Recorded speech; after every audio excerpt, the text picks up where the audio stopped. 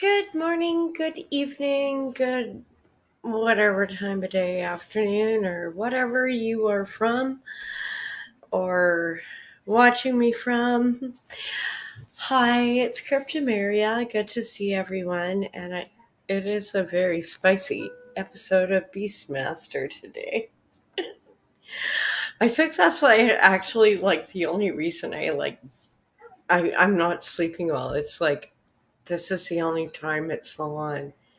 And I don't I need a VCR of bad jokes, bad jokes. And most kids wouldn't even know that.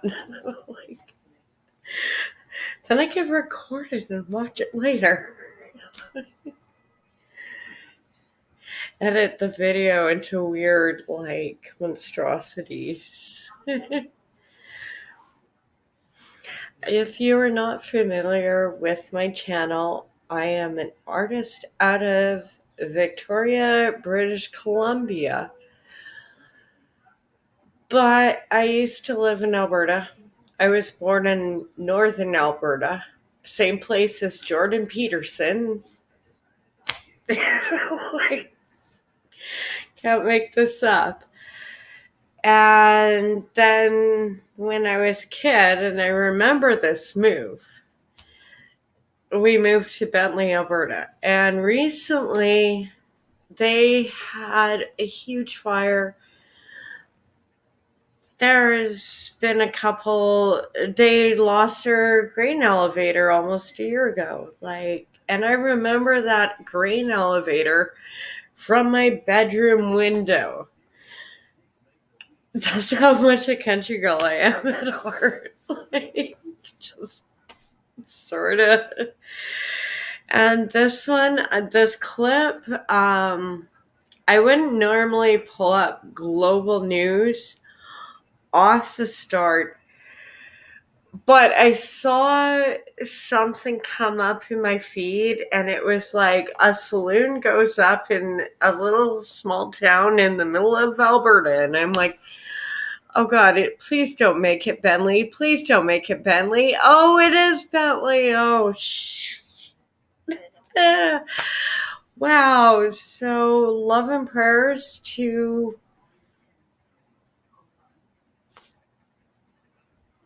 all the community. I moved when I was 10.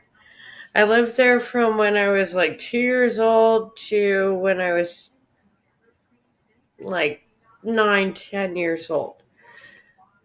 I escaped. And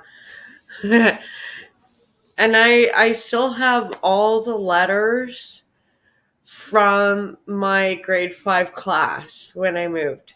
I still have all their letters, all their I and out of so many moves, or at least I hope I do. I think they're in the box. I've tried to sometimes things disappear over years, especially things from when you were 10 years old. But this story really hit me, and I remember this building. And this building was actually even older than I realized growing up as a kid. I knew it was old. It was sort of like the farm, but it just. And then they turned it into a pub, a bar, whatever. It's probably you know, and, if Lisa took over her mom's store, they had a store. It wasn't a big deal because Lisa was sharp. And I was really impressed as a kid because she actually went to Israel, and they were really, really Christian. They weren't Jewish, they were really, really Christian. But going to the Holy Land, see Jesus, My family wasn't so much into that, but I understand it now. So there are so many fucked up things about my childhood, and seeing this, it hurts because I know it's going to affect the community, but at the same time, oh my god, like, it probably, like, this is just where I grew up. And if people think, like, where does the weird come from? It's probably right here. There was a lot of chemicals in the 1980s. People didn't care. It was like, oh god, it was almost like the 1950s in some ways. Like, oh, you want to play with radioactive substances? Go for a kid. We'll even send you a kit. No, like, someone on X sent a picture of, like, oh, here's like what we could order in the mail, and it's like, I'm sorry, though, that's radioactive. That's radioactive. You don't. You're not really supposed to let kids play with that kind of stuff, but man, that was nice packaging. And my heart goes out to Bentley, Alberta. I know it's such a small little town, but anyone I went to elementary school with is, this is awful. And trigger warning through the rest of the blog, because obviously I'm going to be offensive because I don't care. Sorry, I've been so stressed out. I don't care. I really don't. I really don't. And then, like, actually, like, I almost texted my mom this, but it was like, no, it's midnight. That's probably rude. I'll wait for this one. If she hasn't seen it already, she's like, why do you even say? It's like, okay, like, this is gone. And it actually was, I didn't grow. Okay, childhood was kind of weird growing up in the prairies. Like, in some like, parts, it was literally like a time warp. It was like the borderline between the Wild West and modern society. And maybe that's why I'm fascinated with all the old westerns on TV, just because parts of that I like. And I wasn't like a Hutterite or Mennonite or anything like that. It just, we're isolated. It kind of got weird at times. Like, there's parts of childhood I'm like, that really happened. And it's like, yeah, that really happened. And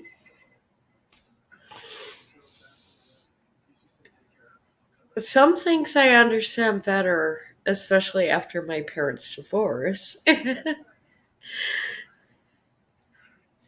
And maybe I feel more comfortable talking about it just because all the guns are shipped back to the family in Alberta. No, one went missing during my parents' divorce, and I was kind of like, okay, is this going to be a problem with daddy? Bad jokes. If you're from Alberta, you get it. But we're going to pull up this clip because this is, I remember this store so well. Like, and they were always very clean, even though it was when I grew up there. It literally. Have you ever seen like Dr. Quinn or like all these old wooden buildings? That is what my childhood was like. Maybe that's why I do all this, because I didn't have all this as a kid. And I just, you know, when you're surrounded by pigs and dirt and oil, it just, of course, I love pigs and dirt and oil, obviously, but, it just, it, I grew up dreaming. Okay, little story about my family. We were supposed to move to the West Coast when I was 2 years old.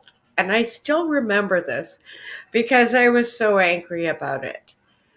Because I was watching the Beachcombers, and as much as I say to defund the CBC, we should preserve some sort of. I just want to spank them. They are useful idiots in media. And like they've just changed so much. And Beachcombers was wonderful. I love that show. And my mom said there was like this little native girl who was on the show, and I just wanted to be her as a kid. And a lot of my cousins are First Nations. So I like, if we get, yes, CBC sucks, but can we take some of the good with the bad? We gotta. And this is pretty crazy footage. I wouldn't normally even start out my stream with Global, but this was my hometown. And oh my God, like I said, I almost like texted my mom out. Well, she's old. She's probably up anyway. Nobody in my family sleeps after we turn like 30. I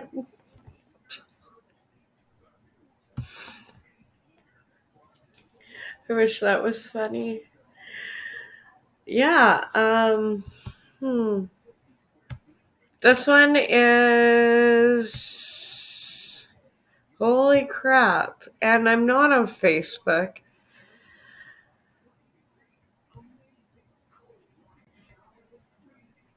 Okay, hopefully this is it. Is it gonna load? Oh yeah. Let's make it big if I can.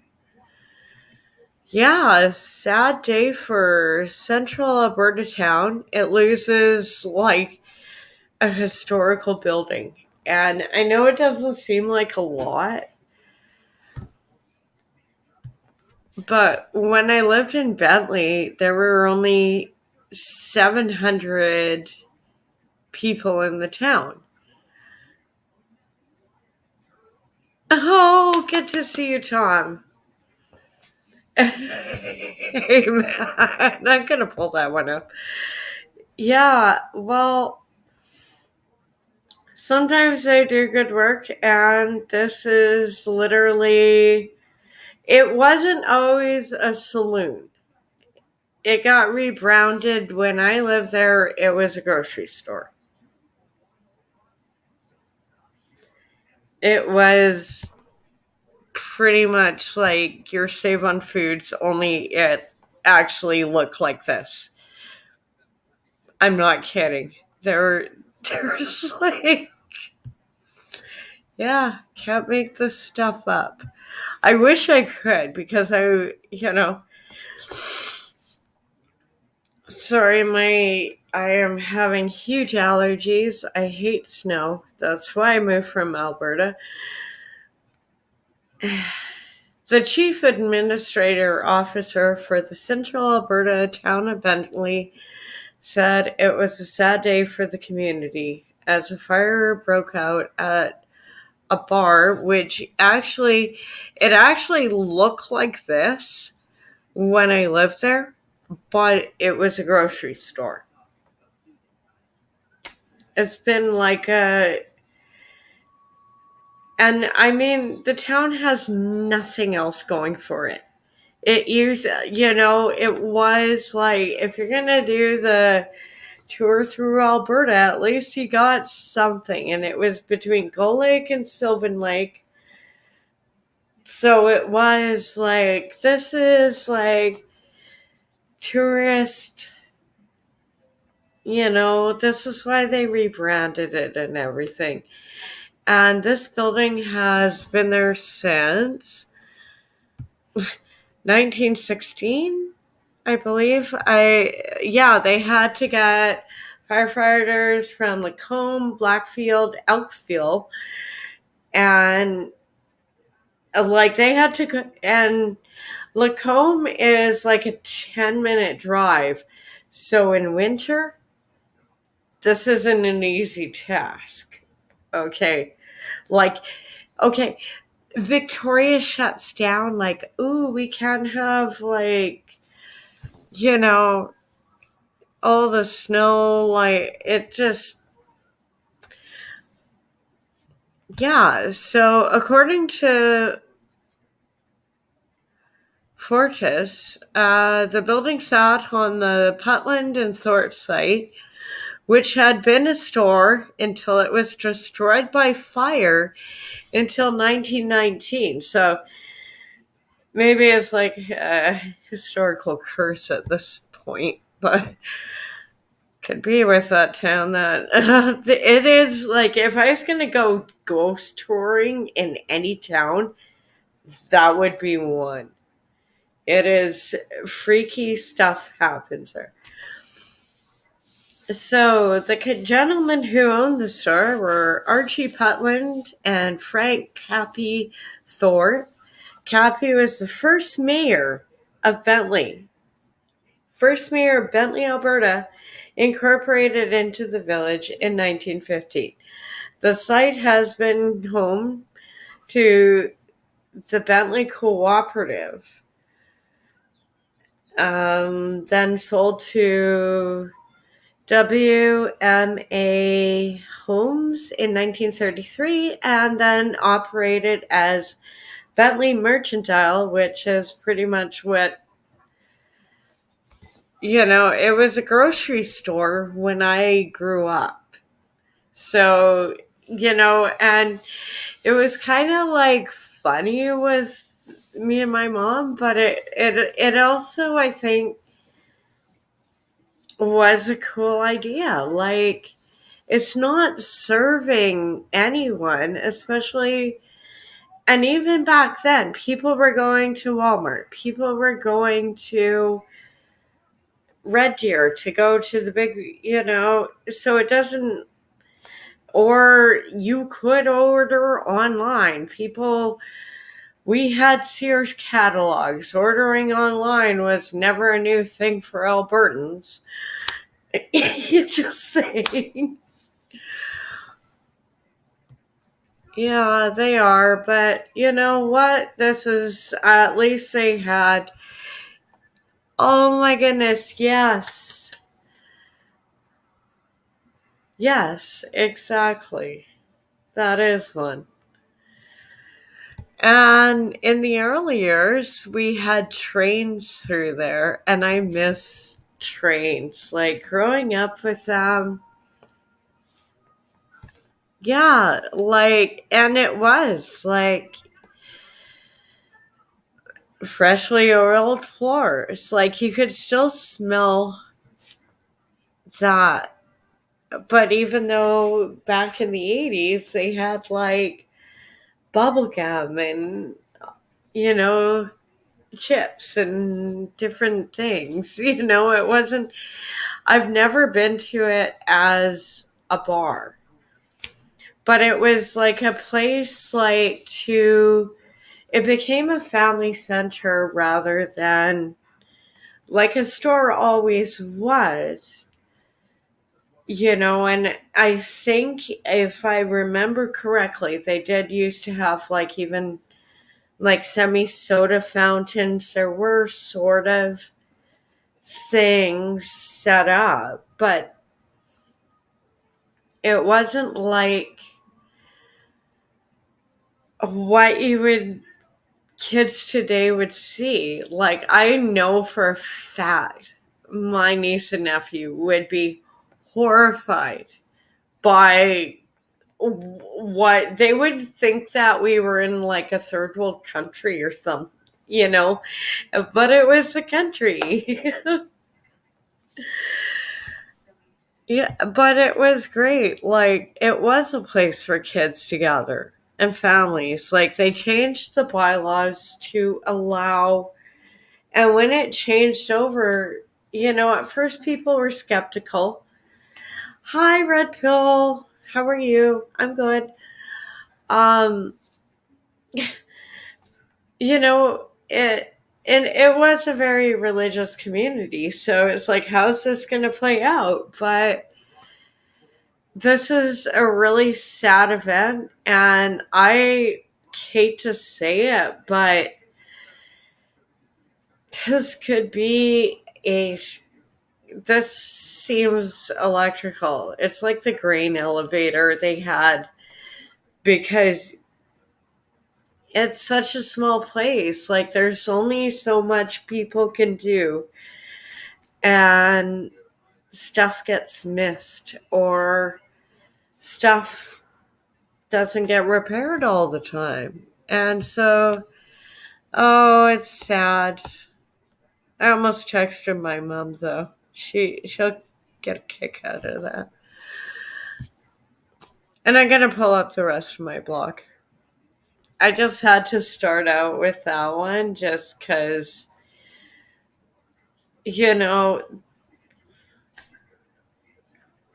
that's just when you grow up, like I can almost smell it and just remember it. Like, and it was huge. It was almost like built like a barn. you know, it's if you've seen Gangs of New York, it sort of was in that like roundhouse style. I but like a Western theme. I don't know how else to explain it. Like, we brought architecture out to the West Coast, but it kind of didn't always get interpreted the right, and in Bentley it probably was the article says, there was an original building that burnt down in 1919. So this was a modern building, like not just a like trading post. It well, if it, it's just funny because it sounds there is such a line between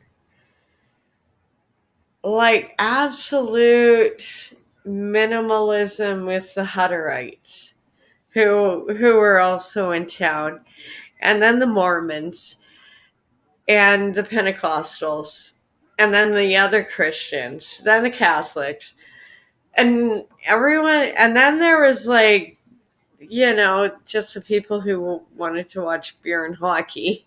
So, just like, finally, we're all together as Canadians and we hate Trudeau. It's good to have unity. Sorry. I'm going to make bad jokes.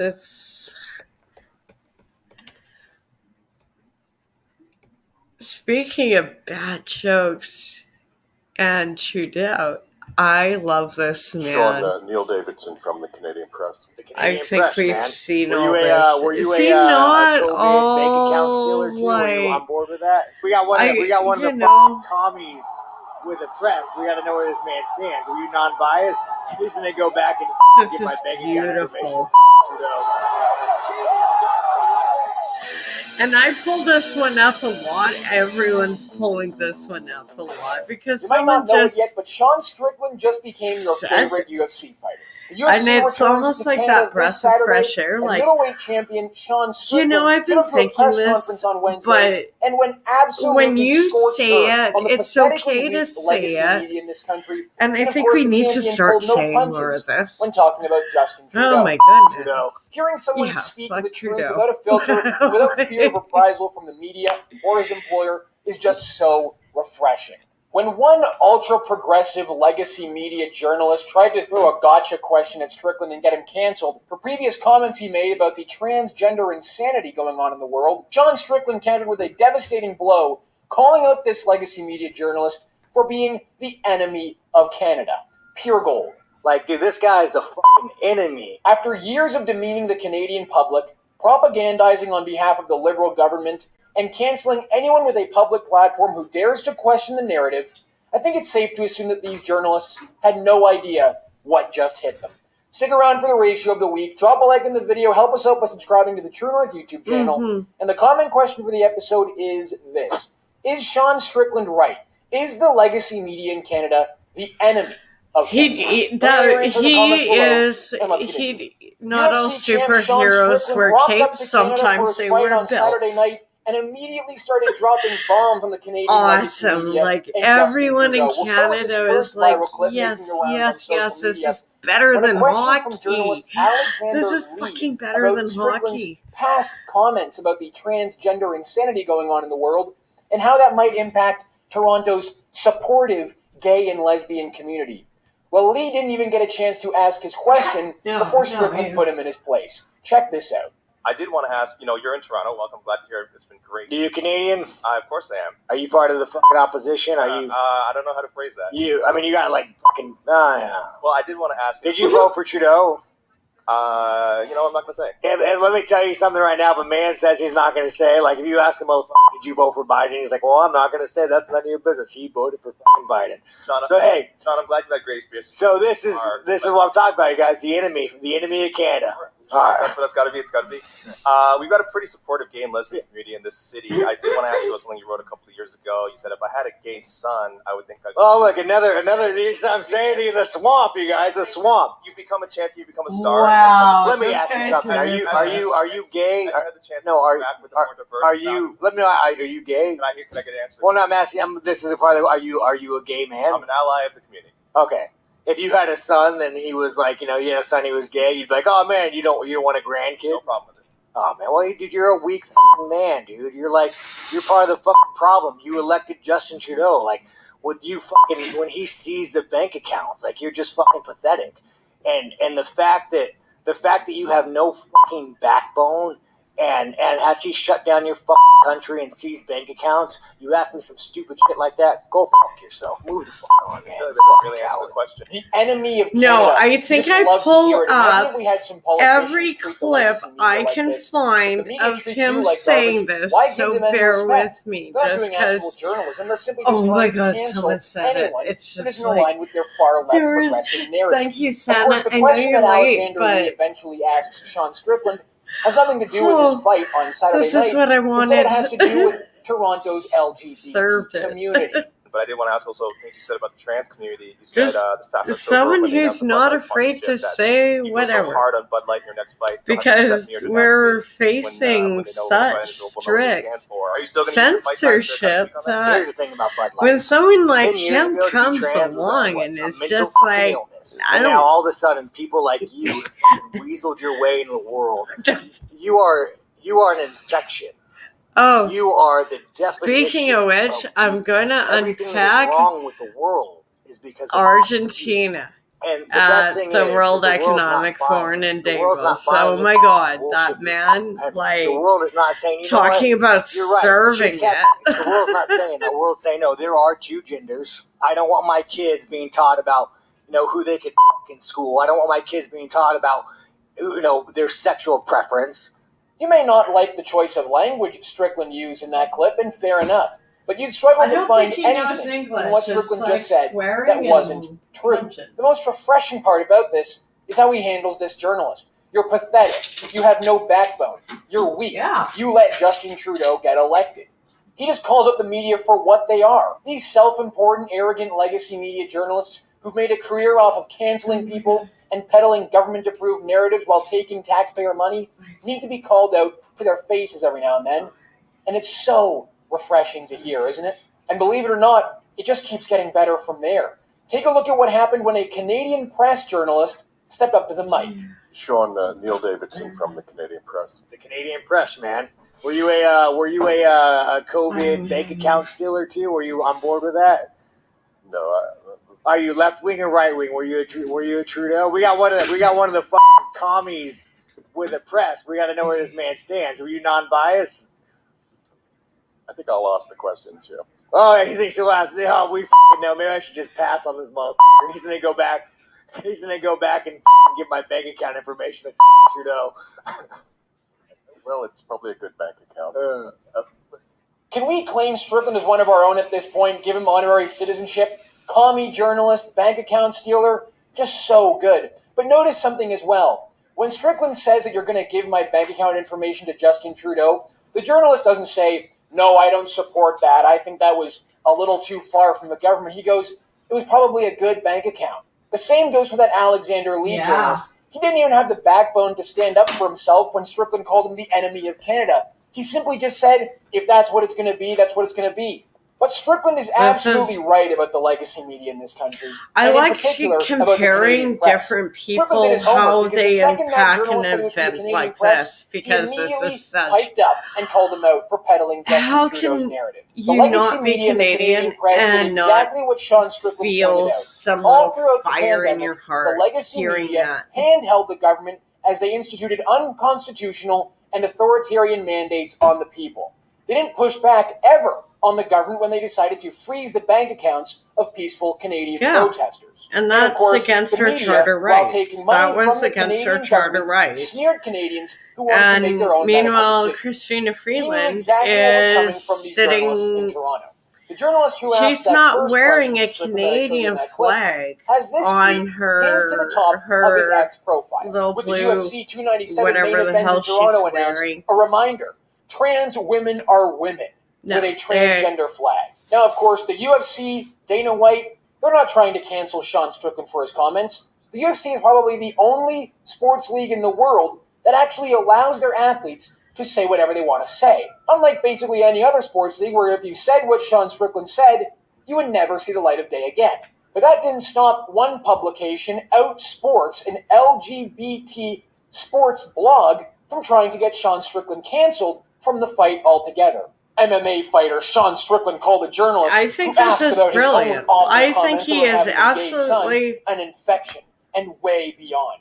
Strickland should be suspended from UFC 297. No. His It's UFC. I'm sorry. And just so you know, where it's the journalist who asked Strickland about his previous comments I remember he UFC. made it all about himself. The early VHS, like the first like 3 seasons, 5 seasons. After the encounter with Strickland, I've never been comfortable with a lot of fighters' stances on LGBT. It's UFC, and he's been worse than most. I felt it was my responsibility going into a ring to beat someone up. It's not. It's a cage match. It's your responsibility to ask questions about if anything, the fight UFC has Saturday been night. too sanitized over the years. It was supposed to be like, none of which, particularly that offensive, the gladiator given that most people matches. seem to agree with Strickland.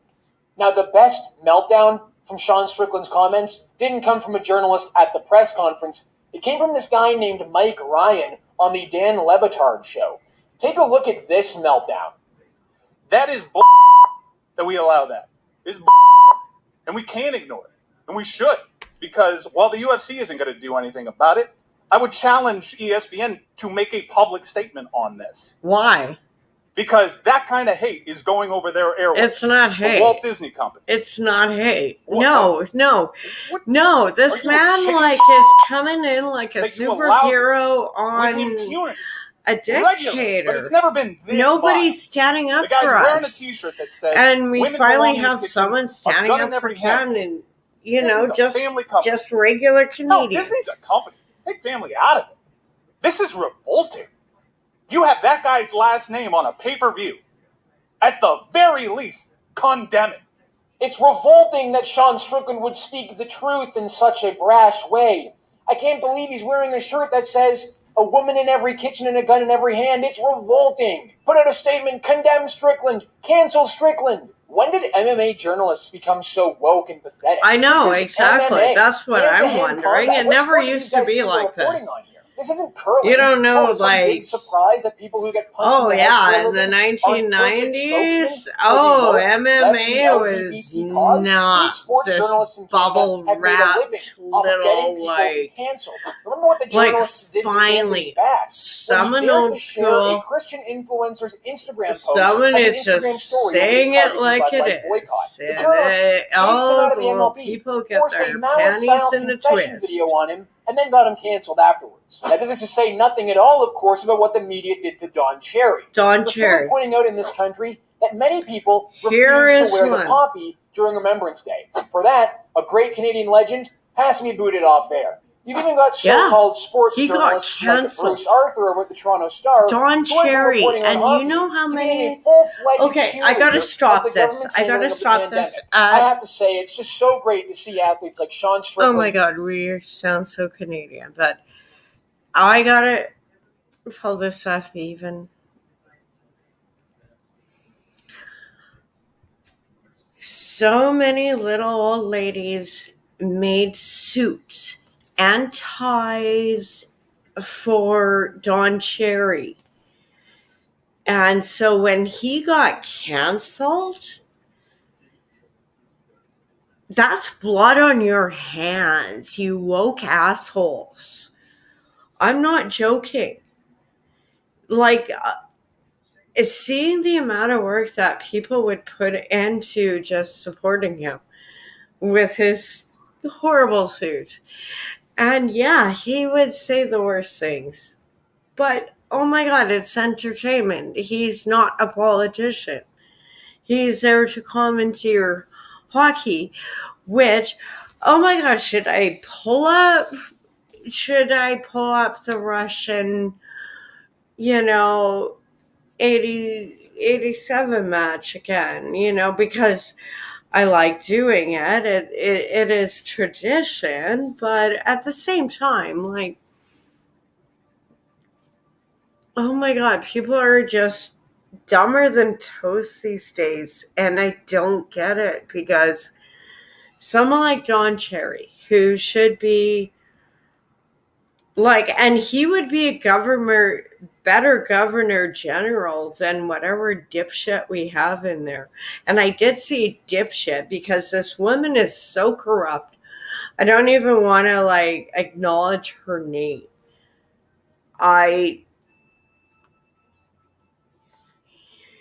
When you look at the accounting, it is disgusting.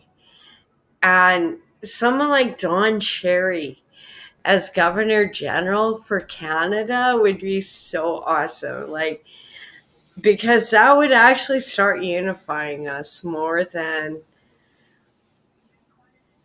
all these dumb, low policies. Has anyone burnt out on them? It's, and I try and pull them up on my blog.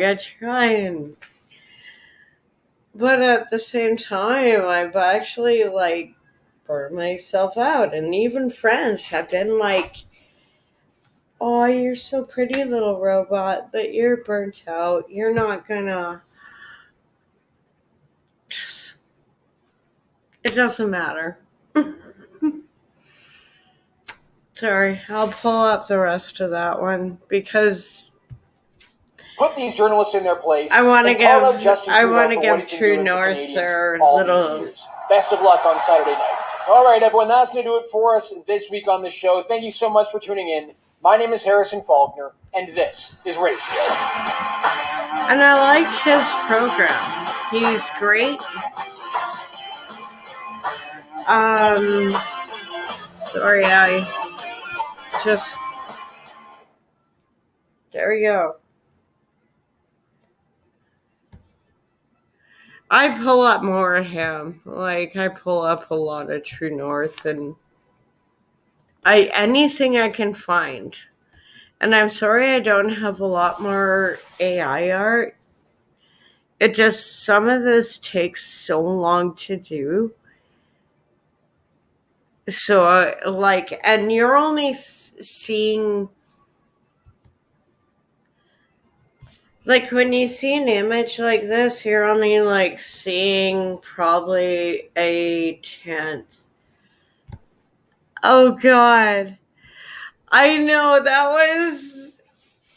Okay. Tom has put the gauntlet on, and I am going to find that. Because I actually pull it up a lot, and I think it's a good moment. I can pull it up, grab a nibble of something to eat, and also, well, okay, Tom, you know what? Like, most people wouldn't troll the Canadian military and Russia foreign affairs in a same X tweet, but that's just how I roll. And I'm like, as a private citizen, I'm allowed to, they can block me, they can mute me. They're probably like, I'm more worried about stalking by my government. And the military didn't want me, so. But they have tampons in the men's bathrooms now. Like, oh my God. I totally missed it calling. Too bad I'm not good at math. Like, real girls are good at empathy and, like, a lot of profiling and body language. But hey, if you don't want those skills, that's not my problem. Just saying. Yeah, most people wouldn't do this. And I absolutely have to pull up this hockey match. Oh my God, Tom. I had the greatest idea. I should do an AI version of this hockey match and just see how AI interprets this, because I know it's going to be so confused, especially going through as many programs as I use. Oh my goodness. This could be a good week challenge. I like things I can do over a week. This week is animals. Sorry, this week is animals, but next week, definitely, this could be epic. Oh my God, I'm so excited. Oh yeah.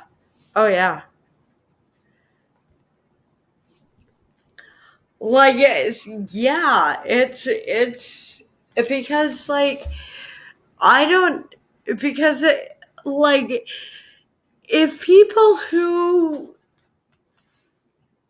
watched it or were there or played in it don't even understand what happened. And I'll let people judge for themselves. I'm going to pull it up. Usually I do the Canadian anthem. And I didn't do that tonight. I kind of jumped into the mix all of a sudden just because, you know, when the saloon goes up, it's kind of a big deal in the Wild West. And yeah, I want to pull up this match. Oh my goodness. This is so epic. Yeah, I gotta stop. Sorry, just give me a second. I'm just laughing too hard. Okay.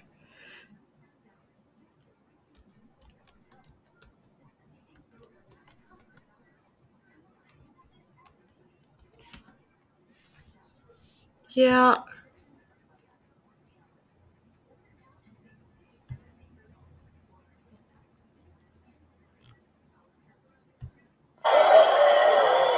Well, we. Now I go back.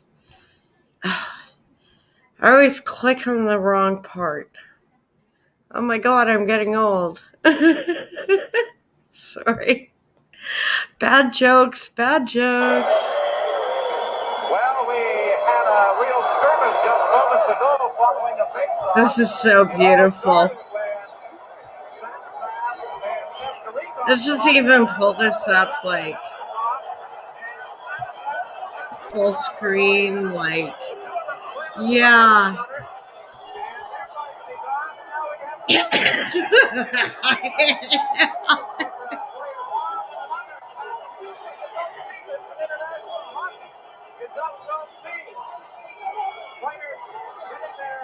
Yeah. It got to a point, I think even like Russian players were fighting Russian players and Canadian players were fighting Canadian, like, and then they were all like handing each other their helmets. It was great. Yeah, this is beautiful. Oh my god, how do you not feel patriotic? This is what it's all about, folks. There's two guys on the Canadian player here. There's two guys on him. And now one of the Soviet players. Oh, Smirnov just beat one of the Canadian players. In the knuckle zone, the goaltenders are now going in. This is unbelievable. This has never been seen in the hockey internet. Hockey. Players are blowing out. Goalies are going. Even the goaltenders are fighting. John Linton has goaltender down. And there's no way they can restore order here. The last absolutely no way. As a matter of fact, they don't know how to deal with it even. They don't know how to deal with a situation like that. Oh. It's unbelievable. Players are trying to maintain order.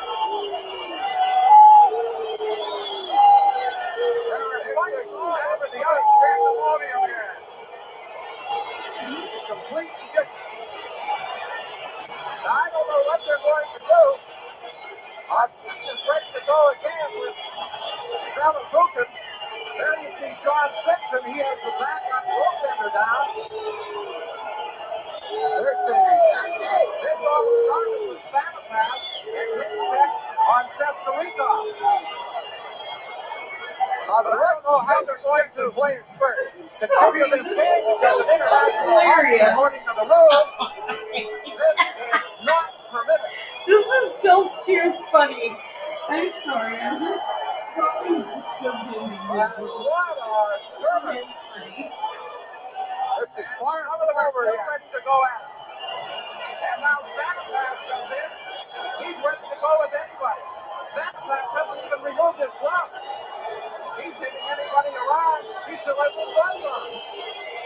It's as far from over now to put the lights down. Now look at the ball with Konstantinov. Oh, yeah. Like, once they get the lights down, that's a brilliant part. Yeah, like, I'm not getting a strikeout. It just actually, like, they had to black out the lights in the stadium to let the fans out. And we were fucking like, Even in the National Hockey League, I can't recall as many real fights taking place. Most times, it is just a pushing and shoving battle. But right here, they are flailing away at each other. Everybody tears off. Usually, you see them grabbing each other and just hanging on. But now they're off, and they really went at it. Now, Sampson is trying to get the players back in position. Now, they might talking about here is complete disorganization. The officials have left the ice. The officials have gone off the ice. The lines of the course are littered with equipment. Now, and the fans here in the building are shouting clean lob hockey. It's going to take some complete reorganization. There'll be some committee work going on at some meetings. I see the officials down there now in the penalty box area are calling for the officials of the tournament as to how to deal with it. You'll notice the clock shut off. The clock shut off and set back to 0. Now, I don't know which team was the first to leave the bench. The thing is, though, being from, but I think Canada may have been the first off the bench. I think we kind of, history kind of proved we, like, but you know what? I hope we still hold that kind of, like, in our hearts. You know? In front of Curtis Joseph, Desjardins, Stevens. Can't pull that one. Can't pull that one. No. Please, no. Stop. No, but I think any Canadian from that generation just remembers that match very fondly. And yeah, we're older, but actually, I think I'm in better shape than I was when I was 20 because I know more.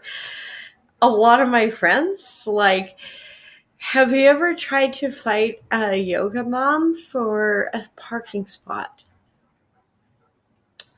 Yeah. When I was getting out of university, it was like, you guys are enthusiastic drivers. And all our new, like, little armored vehicles, because we don't really have a lot of tanks. We gave them all to the Ukraine, but we might still have, and you need tinier people to fit in them.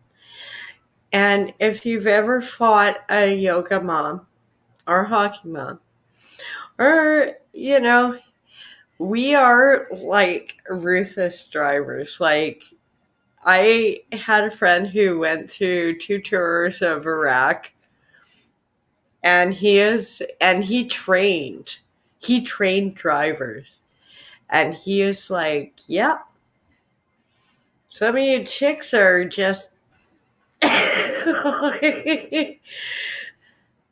and also one almost killed him, but hey, that's what the military's for. He made it. Put hair on his chest and probably a few gray hairs, but oh, it was. He was trying to teach her to drive a Humvee, like one of the big ones, and she took a curve too fast and ended up skidding the wrong way. So, but he made it. They all had a good learning experience from it. And now I'm going to go back to my blog because I like having my blog. It's all organized. I sort of know what I'm supposed to talk about. Sometimes I surprise myself. And also have sometimes my beautiful artwork, which takes a huge amount of data and time. And like a lot of these are the base drawings. Like, I might just start recycling some of these to animate them more. So if my blog seems boring for a bit, I'll try and spice it up. But I want to do a new animation. I just don't know what music or what theme or anything. Although that hockey one, I'm gonna grill AI and just see what Don't do that. Stop it. No. No, I'm not going to grill you hard, okay? It gets fussy. Sometimes it's like, please don't shut off. Oh, this is hilarious. I love this one. And it is absolute truth for what you see on media. Good morning, my angels, and welcome back to another day in my life. I like to start all of my vlogs with an aesthetically pleasing video of me waking up looking happy and beautiful, even though this video was actually filmed at 4 p.m. It's shower time. Here are some pretty videos of water running, and of course, the product. Because I already did my hair and makeup, I'm not actually taking a shower. But as long as you believe it, it still sells. Here's a video of me getting out of the shower, because it's really important for my bank account that you believe all of this. After my shower, it's time to put on my favorite outfit. That is linked in my bio for you to buy. After I'm dressed, it's time to make some breakfast. I want my followers to believe that I eat healthy and clean. So I'm going to show you guys a video of some berries and oats. Can't forget the green juice, which of course I'm not going to drink because that stuff tastes like shit. I finished my morning with a video of me running errands around New York City. I'm not actually running errands. This is right outside my apartment.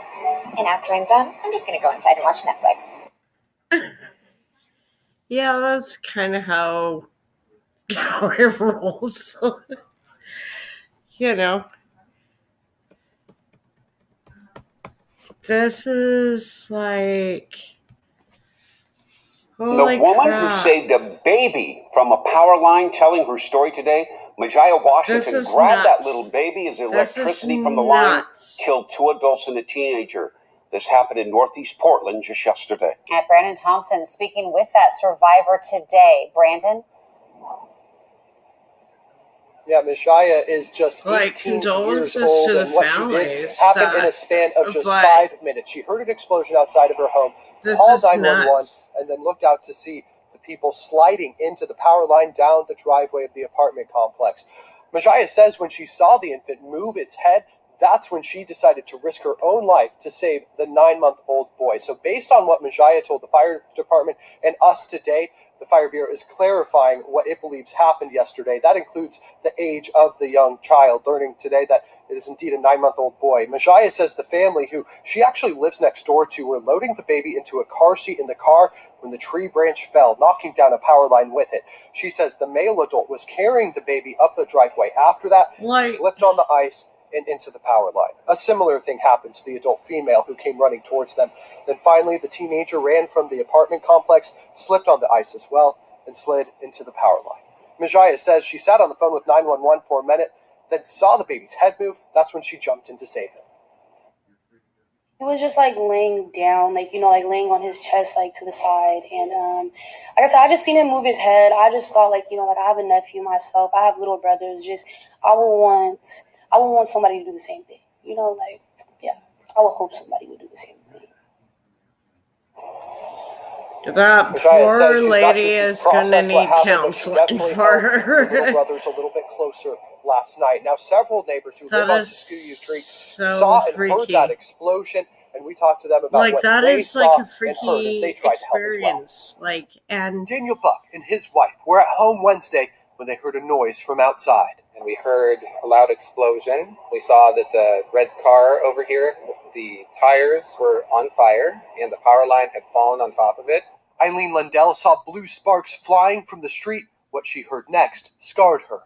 The grandmother screaming, my babies, my babies. That was one of the awful, I'll never forget it. It's a very hard thing to see, and yeah, our hearts are broken for the family, for the little one especially, but we're praising God that we heard that he's alive. Oh my God, I think the whole neighborhood needs counseling after this. Daniel says everything happened so quickly as they tried to leave the car.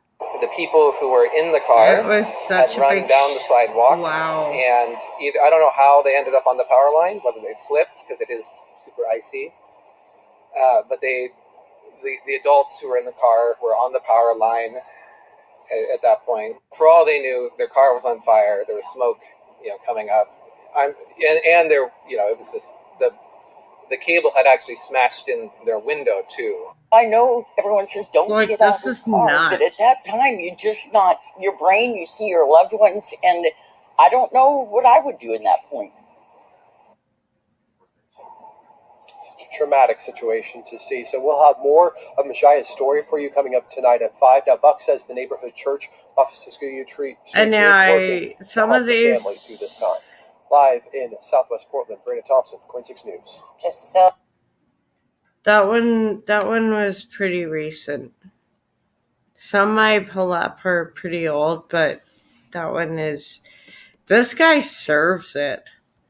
I love these guys who are serving it. One thing that Davos, you might say, and the people come here stand up for is liberal democracy. It's laughable that you would, or anyone would describe Davos as protecting liberal democracy. Boom. I'll be candid here because I think I've been invited here to be candid. Elites tell us that open borders and even illegal immigration are okay. No. The average person tells us in the United States that both rob them of the American way of life. Elites also tell us that public safety isn't a problem in big American cities. Just travel to New York or Washington or Dallas, Texas. The average person will tell you that the lack of public safety damages not just the American way of life, but their life.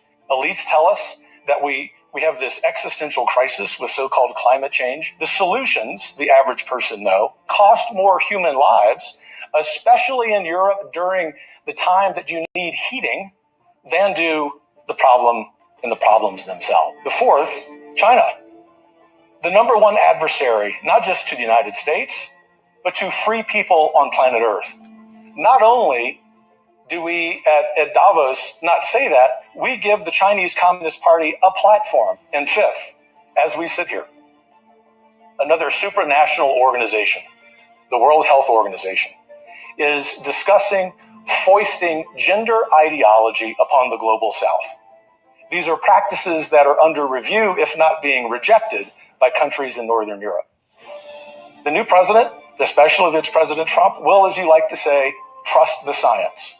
He will understand the basic biological reality of manhood and womanhood. And do you know why?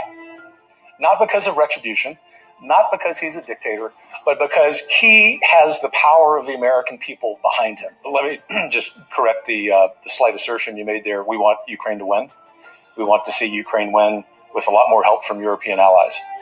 I think the United States has a role. Heritage has been clear about this for 2 years now, that there is a world in which we support military aid for Ukraine. Our first obligation in foreign policy is to look at it through the lens of what's best for the American citizen. Joe Biden has done a god-awful job in articulating what that is. The kind of person who will come into the next conservative administration is going to be governed by one principle, and that is destroying the grasp that political elites and unelected technocrats have over the average person.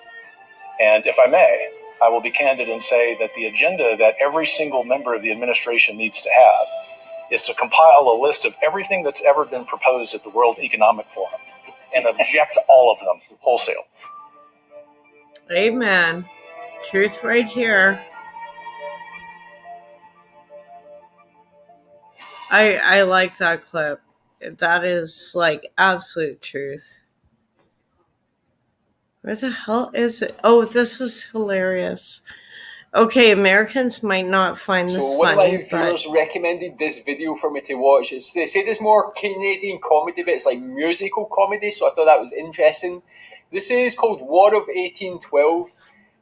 I think it's by someone called Three Dead Trolls in a Baggie, so not sure what that is. Tell me more about them or that. And don't be offended. This is because an actually old the song. War of 1812 was something I was actually reading about Okay, we recently. did that, but I think that's the time when, obviously it's related to me being from the UK. There was a war, I think, between the US and UK, but obviously Canada were involved as well. And I think that's the time when Canada, tell me if I'm wrong here, by the way, set fire to the White House, I believe. Tell me, I might do a reaction to that, find out a bit more about it. I was reading about it recently, but tell me more about that and tell me if you've seen or heard this before. Let's watch. It was actually 1814 in August. It was the War of 1812, but it was 1814 when we actually did it. Proud Canadians, that before you had TV, No hockey night in Canada. There was no CBC. Oh my God! In 1812, Madison was mad. He was the president, you know. Well, he thought he'd tell the British where they ought to go. He thought he'd invade Canada. He thought that he was tough. Instead, we went to Washington and burned down all his stuff in the White House. Burn, burn, burn, and we did it. It burned, burned, burned, while the president ran and cried. It burned, burned, burned, and things were very historical. And the Americans ran and cried like a bunch of little babies. Wham, wham, wham, in the War of 1812. Now some hillbillies from Kentucky, dressed in green and red, left home to fight in Canada, but they returned home dead. It's the only war the Yankees lost except for Vietnam. And also the Alamo. Right, and the Bay of Ham. The loser was America, the winner was ourselves. So join right in and gloat about the War of 1812 in the White House. Burn, burn, burn, and we're the ones that did it. It burned, burned, burned, while the president ran and cried. It burned, burned, burned, and things were very historical. And the Americans ran and cried like a bunch of little babies. Wham, wham, wham, in the War of 1812. Oh my God.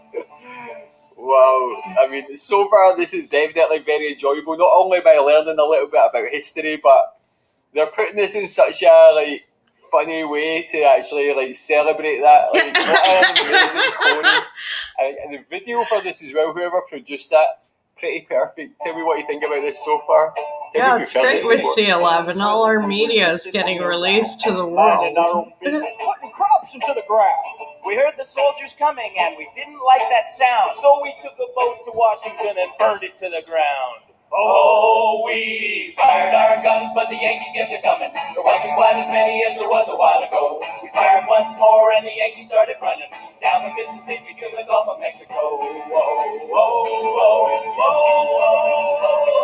They ran through the snow when they ran through the forest. They ran through the bushes where the beavers wouldn't go. They ran so fast they forgot to take the culture back to America and Gulf and Texaco. Whoa, whoa, whoa. So, if you go to Washington, its buildings clean and nice. Bring a pack of matches, and we'll burn the White House twice in the White House. Oh, God. No, we won't. We're way too polite. We want to, Is that Tony Blair? we're too lazy to even burn our own. I mean, unless it looks like a church, you're not going to burn it in Canada.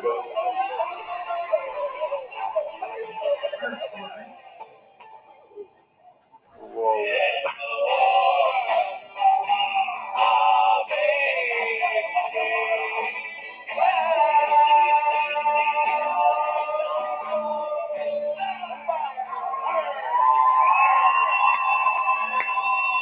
The arrogant ones.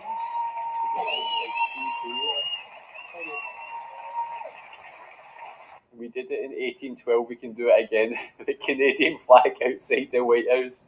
I mean, I feel like if there's ever any sporting event between the USA and Canada moving forward, or before, I mean, they should just play this before the match, before the game. That was genius, man. Some great music. I get a little folk sounding song there. There was a comedy song, but it's actually pretty good. I've heard a lot of army songs and military songs before. They're serious. Although this was a comedy song, it's actually quite good, man. Very good references in the so the bar about because it's someone who isn't Canadian. Brilliant humor. Tell me what you think trying about to understand our humor. And especially, this is such an old song. The Arrogant Worms are an old band. But people are like, oh, we got this one. It's oh my God. Yeah, we got a lot of stuff we just haven't shared with the world. And You probably see why now. But we're trying. Yes. we will overtake you with comedy. This one is amazing, and I am going to pull up Dan Aykroyd. Yes. Yes, he is brilliant. So is Lorne Michaels from Saturday Night Live, SCTV, and Kids in the Hall. Like we already have been, I shouldn't tell you, but it's been a ploy in the underground for decades to infiltrate your countries with comedy. We will make you laugh and enjoy life. Sorry. We don't have anything else. Like, it's not like we have we sort of have MacGyver, but we got to share him with Boston. Whatever. But this is a brilliant speech, and I want to pull this one up because I want to react to this one. And also, this is, out of all the speeches at the World Economic Forum, it is just like... Good afternoon. Thank you very much. Today, I'm here to tell you that the Western world is in danger. And it is endangered because those who are supposed to have to defend the values of the West are co-opted by a vision of the world that inevitably leads to socialism I do and so thereby many to poverty.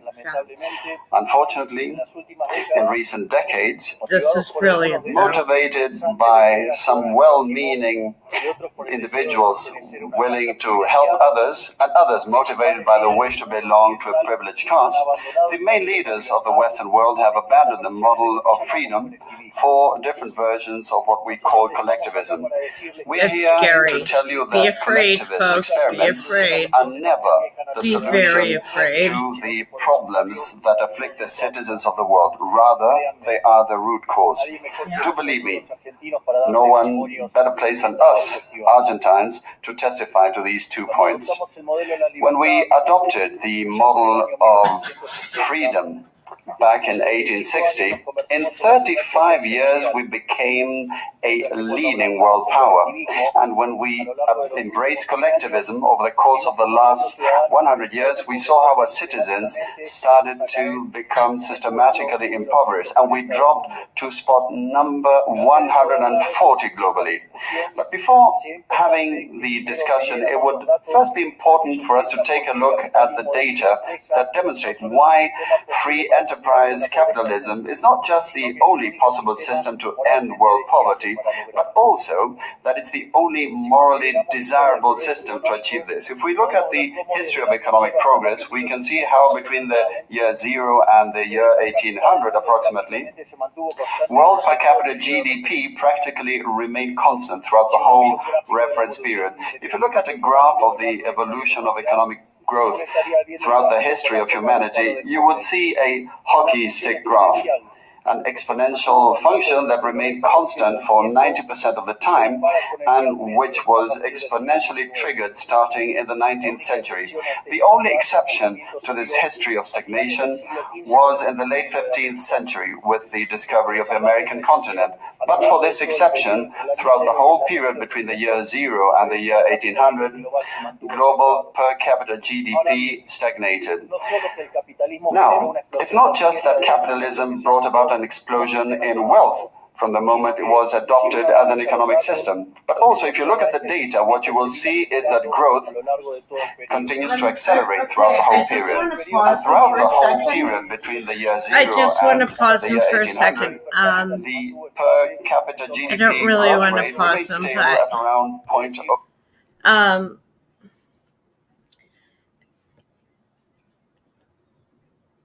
In a historical context, yes, the introduction of the Americas led to the rise of a middle class, but it was also coinciding with other trends in Europe at the time, also other trends in the Middle East and Asia.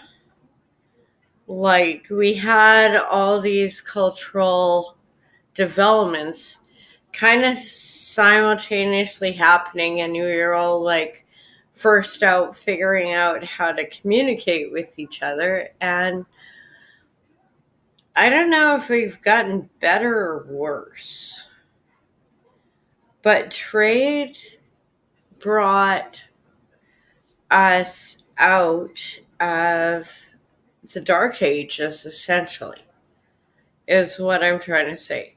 It's by allowing a middle class, a merchant class, you're not super rich, you're not super poor, you're just in sort of you can actually bring more stability to an economy, and unfortunately we have lost that. And I'm really interested to see if he can achieve that in a situation as dire as Argentina. Or, what's going on. Like, this is... And seeing Christina Freeland, I mean, I'm sorry.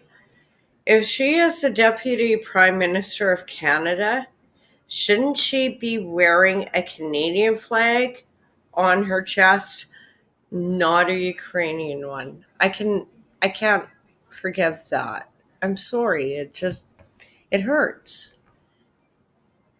We're going to pull up 0.02% annually, so almost no growth.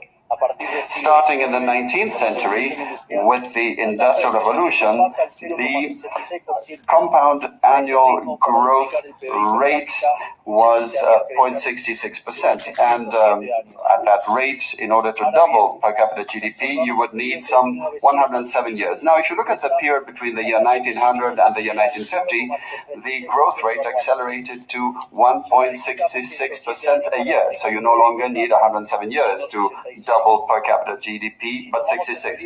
And if you take the period between 1950 and the year 2000, you will see that the growth rate was 2.1%. Again, the CAGR, which would mean that in only 33 years we could double the world's per capita GDP. This trend, far from stopping, remains well alive today. If we take the period between the year 2000 and 2023, the growth rate again accelerated to 3% a year, which means that we could double world per capita GDP in just 23 years.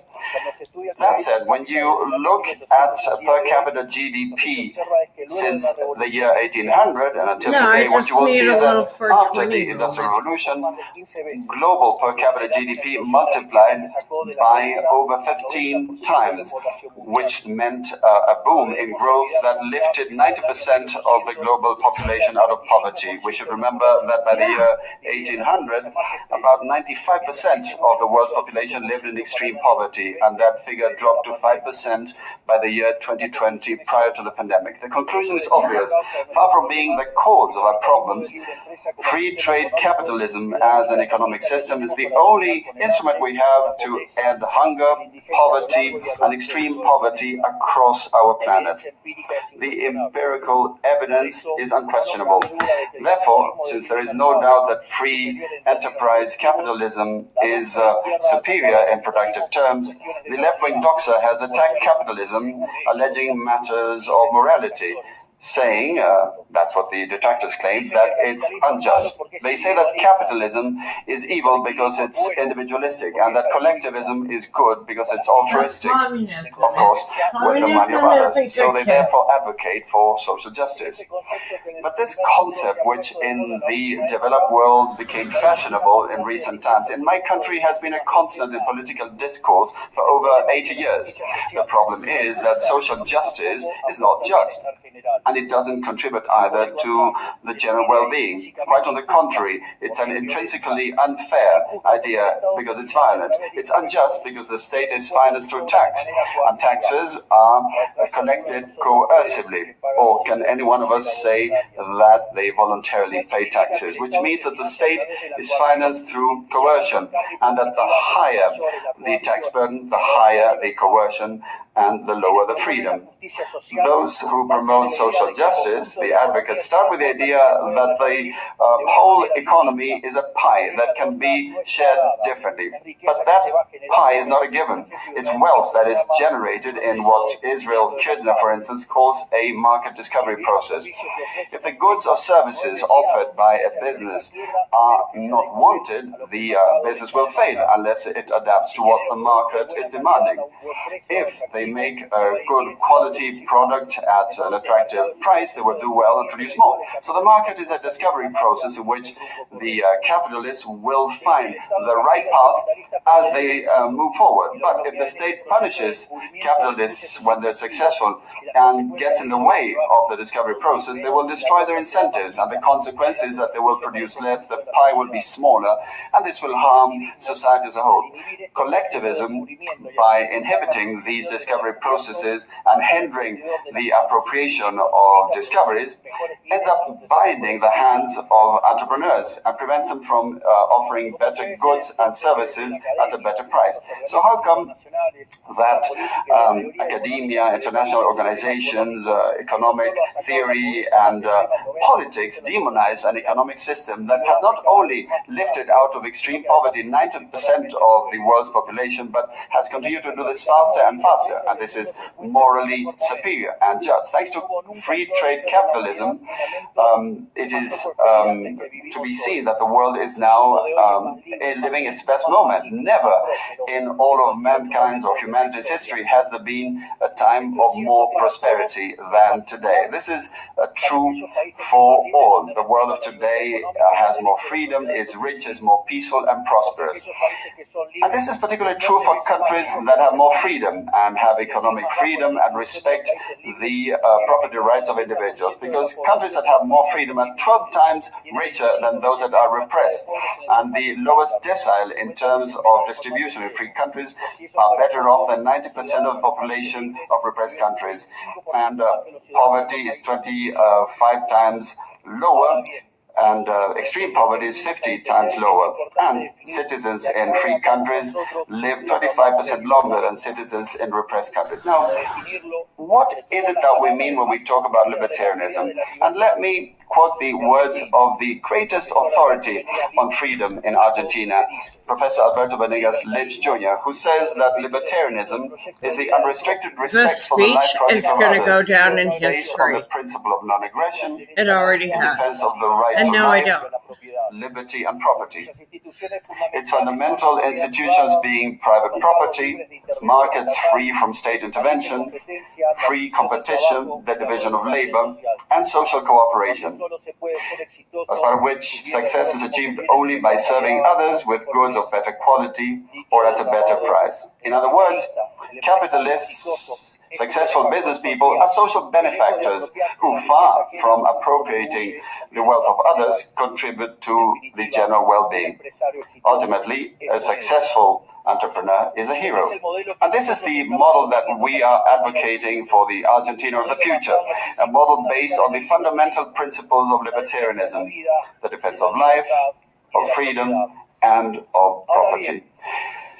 Now, if free enterprise capitalism and economic freedom have proven to be extraordinary instruments to end poverty in the world, and we are now at the best time in the history of humanity, it is worth asking why I say that the West is endangered. And I say this precisely because in those of our countries that should defend the values of the free market, private property, and the other institutions of libertarianism, sectors of the political and economic establishment, some due to mistakes in the theoretical framework and others due to greed And for I, power, you know what? the foundations of I do libertarianism, have a opening up the door to version socialism that and is potentially condemning us to the poverty, AI misery, and English segregation. It should never version, be so forgotten you that are socialism is hearing always the and everywhere an the empowering interpreter, phenomenon that has failed but in all countries where I it's like been this tried out. version. It's been a It's failure more authentic, economically, so if I socially, find that one, culturally, I might and play it it also again, but murdered over 100 million human beings. The essential problem in the West you today know what is he's not just saying. that we need You to feel come it. to grips with those who, even after the fall of the Berlin Wall and the overwhelming empirical evidence, continue to advocate for impoverishing socialism. But there's also our own leaders, thinkers, and academics who, relying on a misguided theoretical framework, undermine the fundamentals of the system that has But given this us is the greatest expansion of wealth and prosperity in our history. The theoretical framework to which I refer I'm is that of amazed. neoclassical economic I'm theory, actually which amazed designs they a set let of him instruments that speak so unwillingly or long. without meaning to Because ends up usually serving the intervention anyone by the at state, Davos who socialism, speaks and like him social is degradation. shut The problem down, with the but neoclassicals is that the I model think they fell in love with does not they map might reality, have so word they he has put his down their chainsaw in mistakes this to suitcase. supposed No, market it's bad failures, jokes, rather but than reviewing the premises he of is the a model. world On leader. the He pretext is of a supposed market allowed failure, his regulations are time. introduced which only create And distortions I in the think price system, his prevent what economic he's calculus, saying and resonates therefore so also prevent deeply with saving, a lot of investment, and us. growth. This problem lies mainly in the fact that not even supposedly libertarian economists understand what the market is, because if they did understand, it would quickly be seen that it's impossible for there to be something along the lines of market This failures. is a good The market interpreter. is not a mere I'm like a graph her describing Star a Trek curve of sometimes. supply and Like, demand. I can't The speak market is a other mechanism of languages. social cooperation where It's you a curse and a voluntarily blessing. I exchange can ownership hear him, I rights. just can't speak Therefore, them. based on this definition, talking about a market I'm really failure is an working on it. oxymoron. I just There are no market failures. If transactions are voluntary, the only context in which there can be a market I think failure that part of my is brain if is like there is burnt out coercion. or something. And the I can only read one them. that I is can able to read coerce and generally hear is the state, which languages. holds a monopoly on I violence. cannot Consequently, say if them someone for the considers life that of there me. is a I can market barely failure, speak I would English suggest that they sometimes. check to see if the state is intervention involved. And if they find that that's not the case, I would suggest that they check again, because obviously there's a mistake. Market failures do not exist. An example of these so-called market failures This is described so by the amazing to neoclassicals see. are the concentrated structures of Like, the I economy. had However, such low without expectations for Davos this increasing year. returns Like, to scale after functions, you sit whose through counterparts so are many, it's just the like, oh my concentrated god. structures of the economy, we couldn't possibly explain economic growth since the year 1800 until today. Isn't this interesting? But this is like Since something the year different. 1800 This is like a breath of fresh onwards, air in the realm of with population politics. multiplying Because by 8 or 9 times, per capita GDP grown by over 15 times. So there are growing returns, which took he is extreme just poverty from articulate 95% and to astute 5%.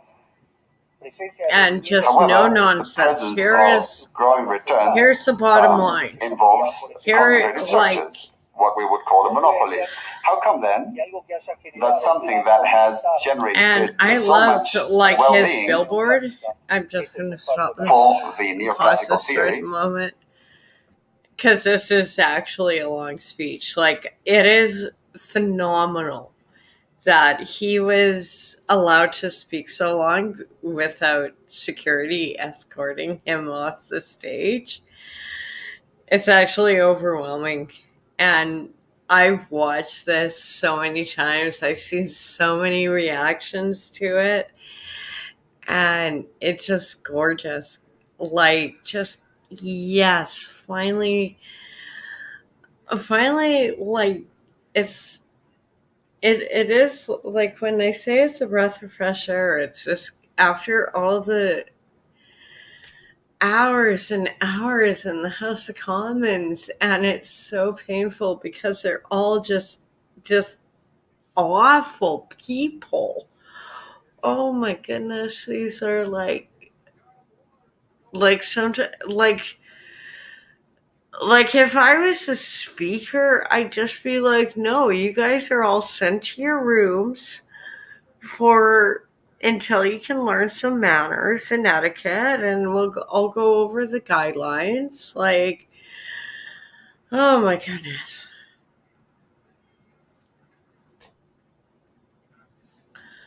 Like, sorry, I'd rather go back to the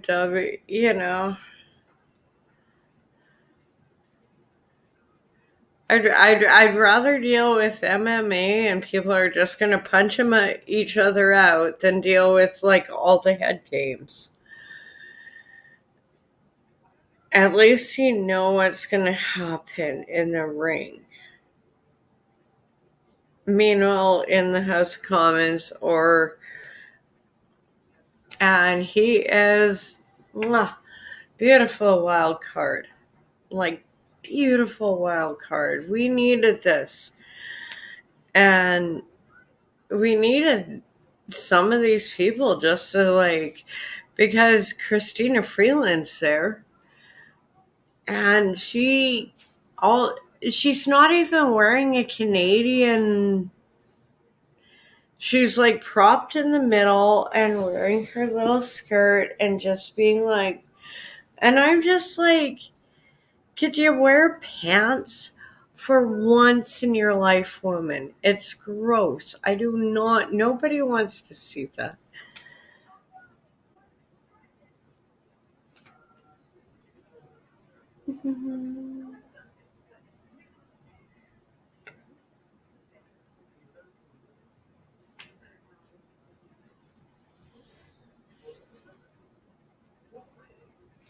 One second, I got a text.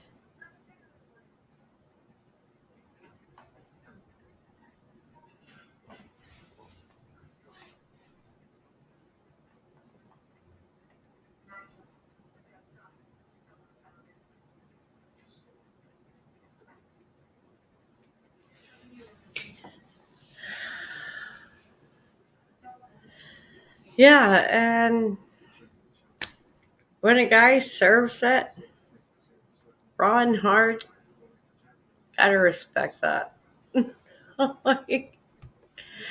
This guy is going to be a force on the political scene.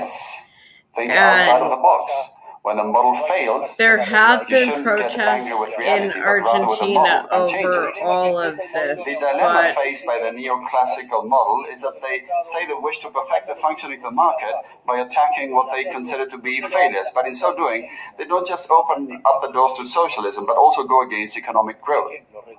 An example, regulating monopolies, destroying their profits, and destroying growing returns automatically would destroy economic growth. Mm-hmm. In other words, whenever you want to correct a supposed market failure inexorably, as a result of not knowing what the market is, or as a result of having fallen in love with a failed model, you are opening up the doors to socialism and condemning people to poverty. However, faced with the theoretical demonstration that state intervention is harmful and the empirical evidence that it has failed couldn't have been otherwise, the solution to be proposed by collectivists is not greater freedom, but rather greater regulation, which creates a downward spiral of regulations until we're all poorer and the life of all of us depends on a bureaucrat sitting in a luxury office. Given the dismal failure of collectivist models and the undeniable advances in the free world, socialists were forced to change their agenda. They left behind the class struggle based on the economic system and replaced this with other supposed social conflicts which are just as harmful to life as a community and to economic growth. The first of these new battles was the ridiculous and unnatural fight between man and woman. Libertarianism already provides for equality of these sexes. The cornerstone of our creed says that all humans are created equal, that we all have the same unalienable rights granted by the Creator, including life, freedom, and ownership. All that this radical feminism agenda has led to is greater state intervention to hinder the economic process, giving a job to bureaucrats who have not contributed anything to society. Examples, ministries of women or international organizations devoted to promoting this agenda. Another conflict presented by socialists is that of humans against nature, claiming that we human beings damage the planet, which should be protected at all costs, even going as far as advocating for population control mechanisms or the bloody abortion agenda. Unfortunately, these harmful ideas have taken a strong hold in our society. Neo-Marxists have managed to co-opt the common sense of the Western world, and this they have achieved by appropriating the media, culture, universities, and also international organizations. The latter case is the most serious one, probably, because these are institutions that have enormous influence on political and economic decisions of the countries that make up the multilateral organizations. Fortunately, there's more and more of us who are daring to make our voices heard, because we see that if we don't truly and decisively fight against these ideas, the only possible fate is for us to have increasing levels of state regulation, socialism, poverty, and less freedom, and therefore because right now it feels so divided. I agree with some of this, I disagree with some of this, but unless you agree on one side or the other, it's like it's only ridiculous if you're you caught only in the limit yourself to the crossfire. traditional economic definition of socialism, which Weird says that right it's an now. I economic never system where the expected state owns the means of production. politics This to be definition, like this. in my view, should be updated in the light of current circumstances. Today, states don't need to directly control the means of production to control every aspect of the lives of individuals. With tools such as printing money, debt, subsidies, controlling the interest rate, price controls, and regulations to correct the so-called market failures, they can control the lives and fates of millions of individuals. This is how we come to the point where, by using different names or guises, a good deal of the generally accepted political offers in most Western countries are collectivist variants, whether they proclaim to be openly communists, fascists, Nazis, socialists, social democrats, national socialists, Democrat Christians, Christian Democrats, neo-Keynesians, progressive, populist, nationalists, or globalists.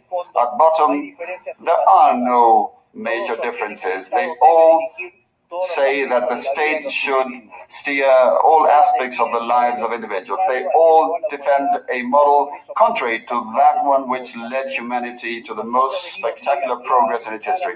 We have come here today to invite the rest of the countries in the Western world to get back on the path of prosperity, economic freedom, limited government, and unlimited respect for private property are essential elements for economic growth. And the impoverishment produced by collectivism is no fantasy, nor is it an inescapable fate. But it's a reality that we Argentines know very well. We have lived through this, we have been through this, because as I said earlier, ever since we decided to abandon the model of freedom that had made us rich, we have been caught up in a downward spiral, as part of which we are poorer and poorer day by day. Oh, so you this is something we have lived through, and we are here to warn you. Preach into the choir, hon. Preach into the if choir. The countries in the Western world that became rich through the model of freedom stay on this path of servitude. The case of Argentina is an empirical demonstration that no matter how rich you may be, or how much you may have in terms of natural resources, or how skilled your population may be, or educated, or how many bars of gold you may have in the central bank, if Trudeau gets in, that's like chocolate. Like I know my family would be really disappointed in Argentina as a moving destination, but I like this man. In concluding, You know, I would like to leave a message for all business people here and for those who are I'm not picking here up on in Spanish. person but I are really suck following at from it, around the but world. Do not be I can read intimidated it. either by the political class or by parasites who live off the state. Do not surrender to a political class that only wants to stay in power and retain its privileges. You are social benefactors. You're heroes. You're the creators We seem to of make the it most work at the extraordinary nursery, period of even though I never. prosperity we've ever I just. seen. I can't. Let no one I tell you can't that your speak ambition French. is immoral. If you make money, it's because you offer a better product at a Like better price, I'm thereby really that contributing bad, to general but I well-being. can Do not read surrender it. to the advance I of can the state. I The can state is not read the solution. The almost state Arabic is the problem sometimes. itself. Like You are the true I can protagonists hear of it this and story. it comes And into my rest assured that dreams. as from Like today, if I can't sleep, I'll Argentina put is on your staunch, Al Jazeera unconditional ally. just Thank you very because I'm much, so and used long to live sleeping freedom. to Damn it. it.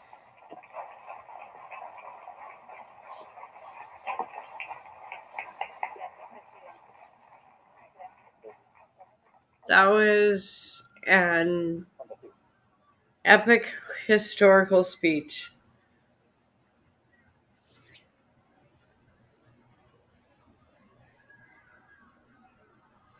Like that speech is going to be remembered, studied. There's been a few ones like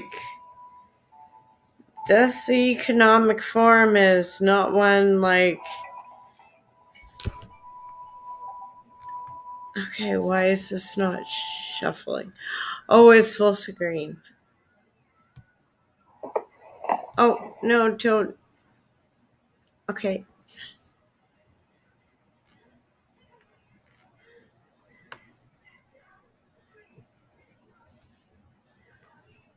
See if that works. Yay! Oh, thank God. Oh. I didn't know if I could get it off of full screen, but I wanted to share that. That was an amazing speech. And like there's parts I disagree with, parts I agree with, but the fact he was allowed that long a platform but he is the leader of Argentina. He deserved it. I prefer dangerous freedom over peaceful slavery.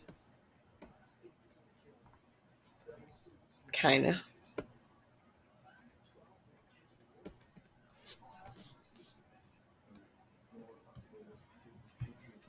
Hey, she has a point. Listen to this. So if I was like hiring and I saw pronouns, here's what I'm going to assume.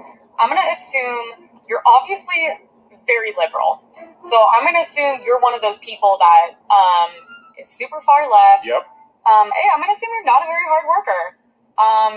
You are either a female or you're a probably not straight guy. So everything in the office is going to have to cater to you, your feelings, your needs, and your emotions. So everyone around you is not going to be able to be themselves and walk on eggshells. Why would anyone want someone like you unless everyone's like you in a work environment? You're going to be the laziest person. You're going to be the most entitled, complain the most, and I think you're going to be the first to sue. So shocker that pronouns weren't helping you guys. Sorry, is there anything I missed there? What do you think?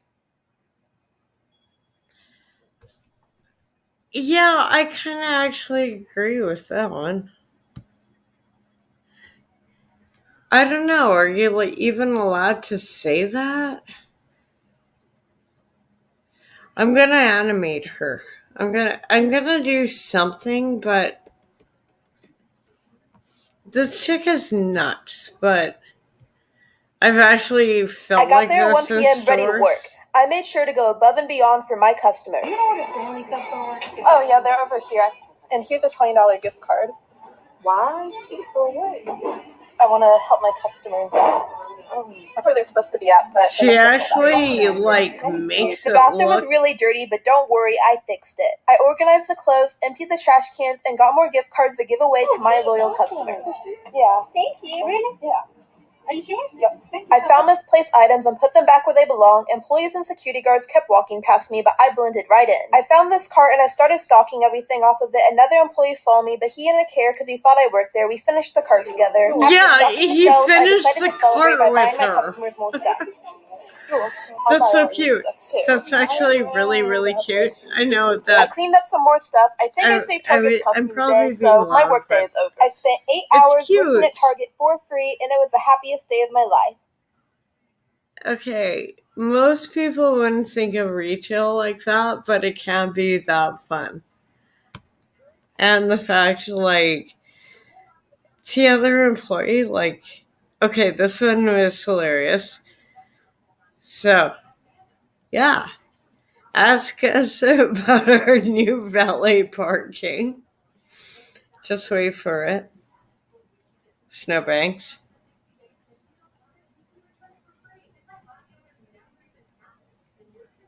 Here you go.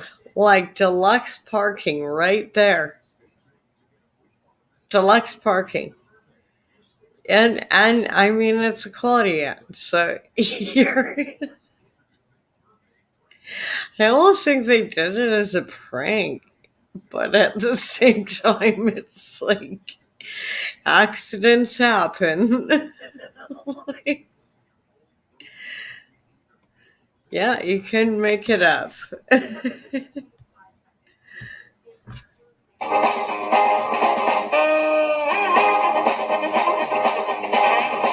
Pulled up in Kaiguna and we've got an electric car getting filled up by a diesel motor run with diesel. How very green.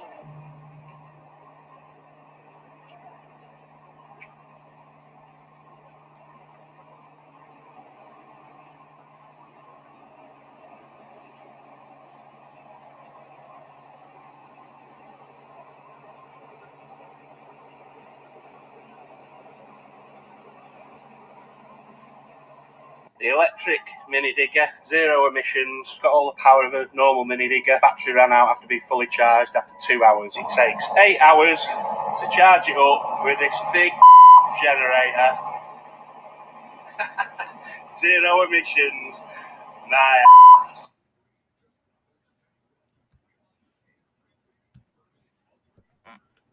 Yeah, they really work. Oh.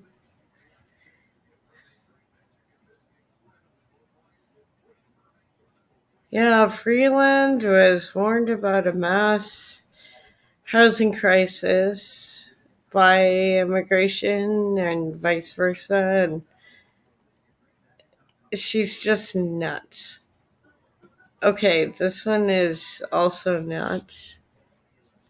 Or, oh god, I might get a I'll look strike. at one more of these. Okay, I maybe know there's been not. like tons of It's stuff not you guys on. want me to look at, guys.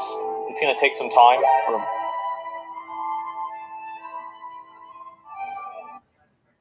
Do you think you could? I think I can. I can do push-ups. Oh. Do you? Oh. You got this. She's too stunned to speak. This is the best part, the comments. This is Guinness World Record level. Is that real? That's not normal. How did she get so big? Oh my god. I could have swore I saw her last year and they were much smaller. Huge but not this big. Is she getting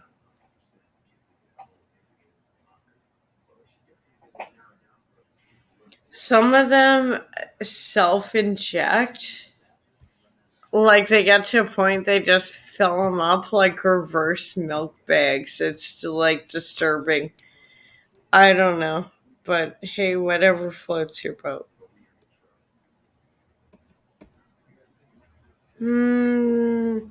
See, that's breakdown. And I'm not going to pull that one up right away. I'll come back to that one. And JP is always awesome.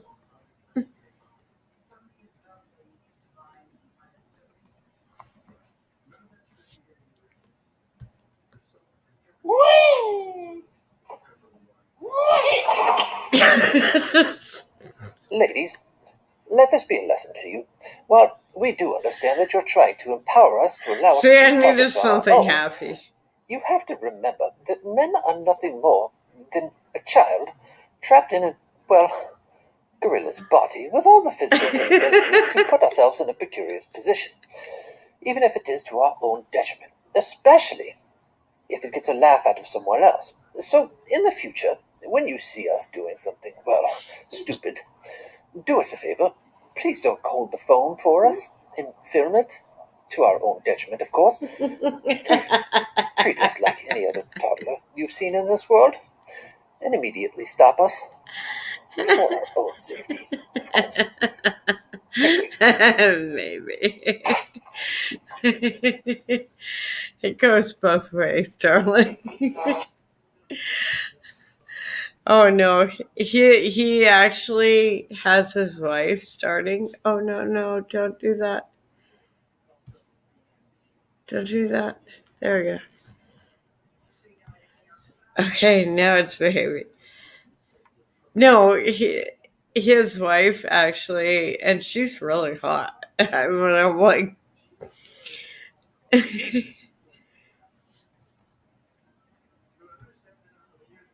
recently on my social media came across a couple ads for a company based out of Nova Scotia, and it's funny because they were saying about how we need to transfer to the a green future, but then when they talk about the people, they said, and then you have all these grumps. This is the word they used. They said the grumps that don't want to move to a green future, and they just show this like guy, and they've got him kind of with bad teeth and some clothing that's like not looking like very nice, and some of the clothing that they had on some of the other quote unquote grumps that they were highlighting made them look like they're blue collar workers. I was like, ooh, I hate that a lot.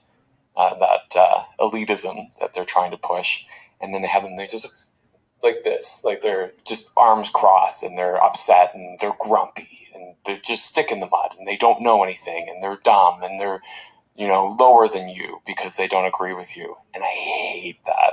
And that's kind of the politics I'm seeing around energy right now. It's like, no, we can't actually transition yet. I want to get to that future. Let me be clear. I want to get to a future where we are using clean sources. But it's not going to be an overnight we all thing. want And it's not going to be something that. that's going to be cheap. But It's going to be something that's realistically, going to take decades people to then pay need back to break even to then get ahead. heating and And electricity. that seems to be the and part that people are missing.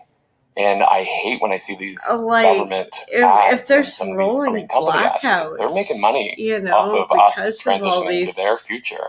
So of course they're going to push policies, then whatever it's narrative they wrong. think is going to We get them need there, to and we take have a to take step that into back. consideration too. It's They're not not being just anti-climate. innocent It and is completely we need altruistic to out there look going, after our we're doing this for communities. the bunnies and the fish and the Yeah, children. It's we like, no, need you're to not. take You're a doing that step because back. there's going to be a lot of money in your pocket. China I used to doesn't hold a couple care. green energy And companies they in are my buying us out. investment portfolio, and they did very well. So it's not What all do you even altruism. say? And so it makes me mad when I see these kind of politics come into play.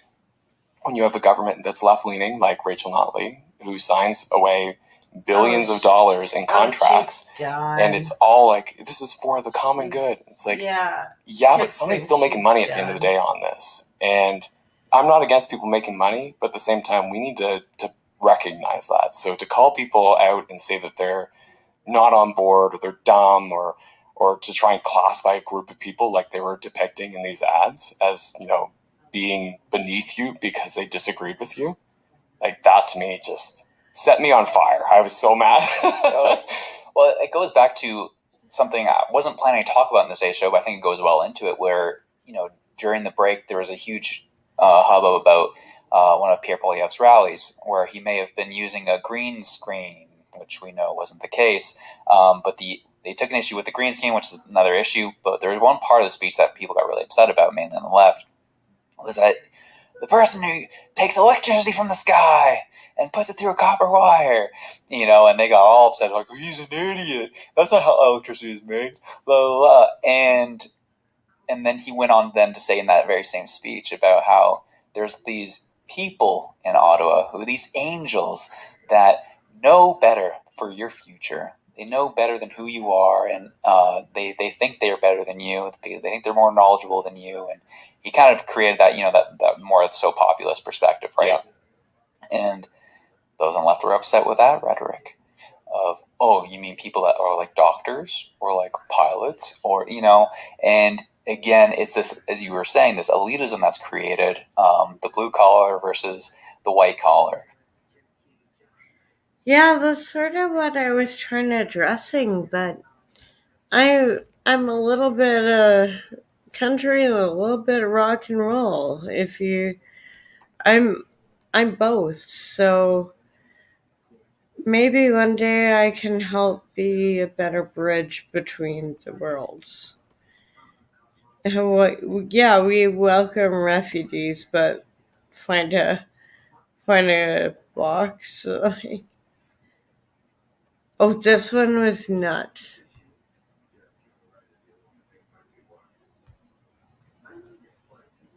Come on. There we It's go. man versus Good coyote. computer. And this guy isn't about to lose his tussle with the wild animal.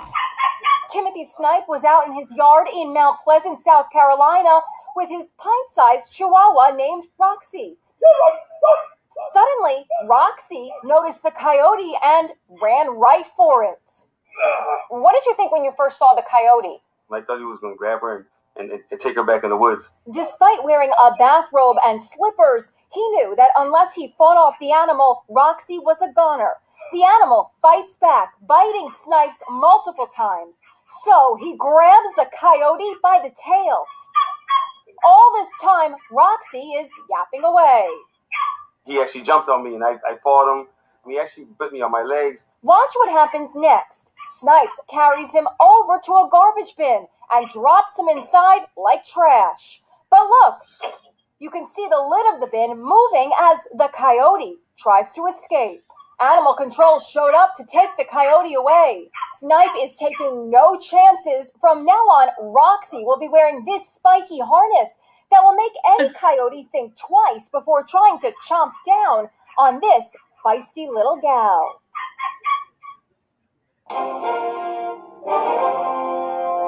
So I grew up with Inside Edition. So when I can pull up a little short and not get in trouble for it, it's fun. Oh boy, how long is this one? Oh, this one's like 20 minutes. AI and robots have some incredible new skills: acting, rescuing people, and remarkable human skills like this. Making a decision on what I wanted to do with my life. That's amazing, Gabriel. So in a way, this isn't just about creating a really long resume, but also about self-discovery and finding out what you love to do and what you're passionate about. Have you found anything that you love doing? AI like this. Yeah, I almost I'm just getting to the 2-hour mark, so. Oh, no.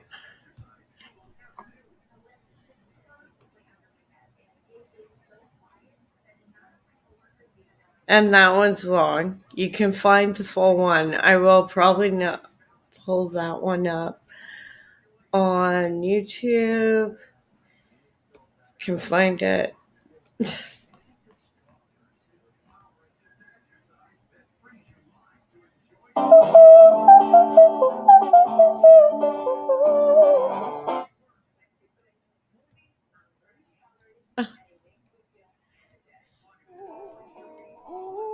This one's kind of an awesome deep fake.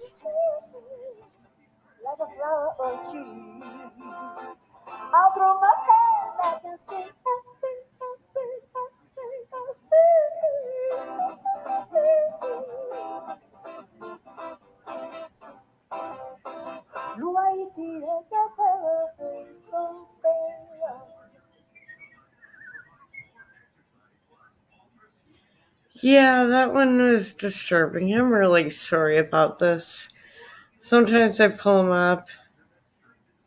Yeah, can anyone explain why our military is over there when the invasion's over here? good coach. And this one was nuts. I found this one and Well, just when you thought you heard it all, brace yourself for the bizarre. It's something that you might expect to see in the movie I, Robot or The Terminator, but this scenario jumped right off the silver screen into a car factory. I heard about this one. I just totally forgot about it. A new report was just released about a robot going rogue in a factory. And this was years ago. This was years ago. Blood. Wow. That's why I forgot about it. This is wild. All right, if this isn't the most bizarre thing, I really don't know what is. It is hard to believe this could happen in real life. And these but are a software engineer it's was sort of attacked like almost by like a The View, malfunctioning but robot. bear with them. It happened on the floor of the Tesla factory in Austin, Texas. That, according to an injury report submitted to federal officials and health authorities. While the attack actually happened 2 years ago, the outlandish incident has just now come to light. The robot reportedly attacked and just really acted out on a violent streak after the engineer disabled other robots and inadvertently left it on. Reports say the robot pinned the engineer and sank its metal claws into its back and arm, causing serious injuries, leaving a trail of blood on the floor. Now, the robots were designed to cut car parts from cast pieces of aluminum. The engineer was just programming the software and turned 2 of the other robots off to work on the machines. But the rogue robot was accidentally disregarded, unintentionally left operational, and perhaps displayed its dislike for the disabling of his android associates. One can only wonder what in the world prompted the attack. You can't make this stuff up. It is just like out of a movie, but it always is the question, right, of robots' sense of awareness, and can they eventually turn on us? Again, it's a sci-fi movie, but what a terrifying incident for that person. Well, just for grins and giggles, I called Tesla or reached out to say, well, what happened to the robot? I didn't hear back, probably the scrapyard. And I wonder if the employee is still at work, because that would freak you out. Right. Yeah, and then other things that can freak you out. Tesla works on robots all the time. They've developed a new one called Optimus that can perform simple tasks, perhaps around the house. Would you trust one? I don't know. Maybe not after that. It sounds great because we know we have busy lives and it's awesome to automate those, but I think I would pass on that one, especially after this. And definitely as a nanny. No nannies. All right, May-Kay, thank you for that.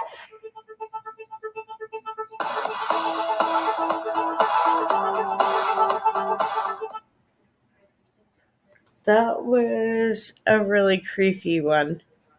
That one really actually creeped me out. I thought it was longer, but it's probably better it wasn't. Oh yeah, and in Chicago, Tesla. They're just not working in the cold.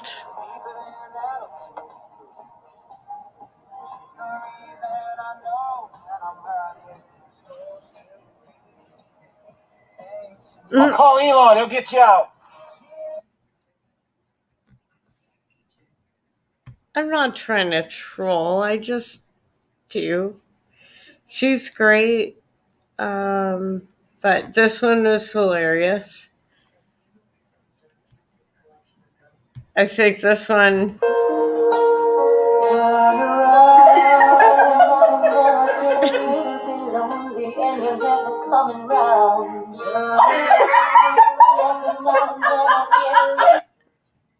Yeah. It is a retriever. Oh.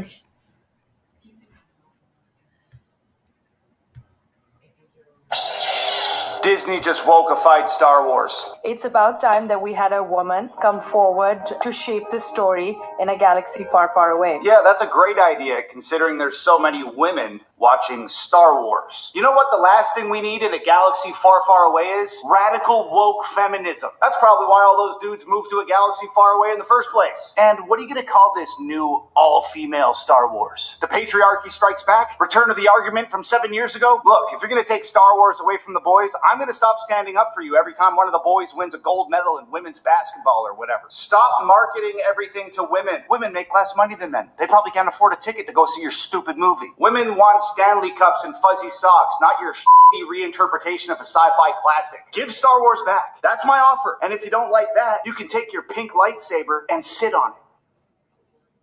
Boom. Well, hey, it Darth Pixie. Never mind.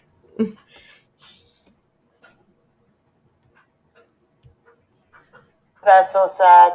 I live with 4 teenagers. You live with 2 adults. No, You it's have so no sad that you come here so often and that's the best that you can choose.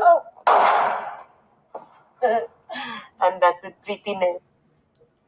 I know the feeling with pretty nails. I had to do pretty nails this morning. I should do one tonight, but... Oh, yeah. I wouldn't normally pull up the CBC, but...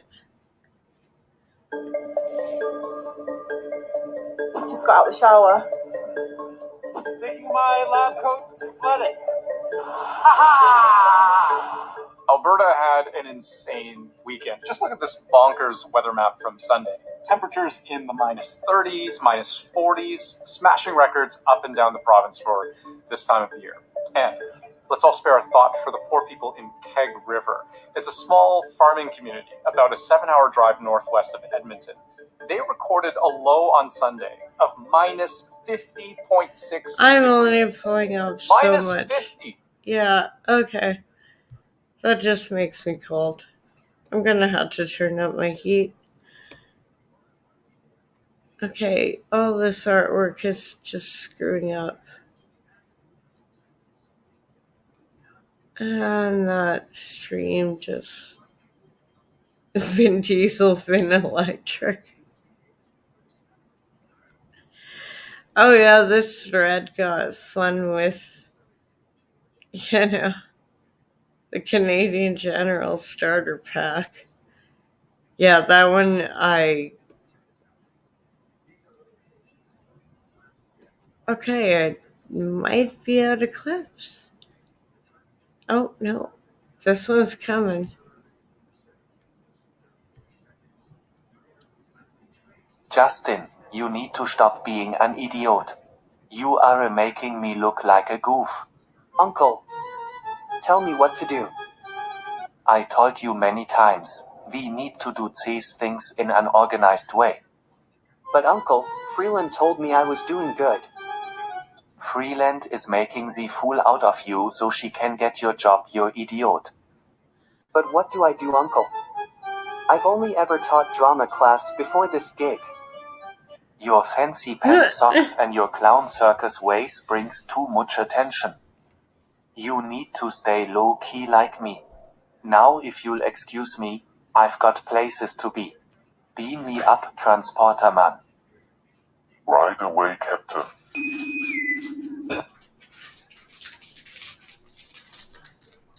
Okay.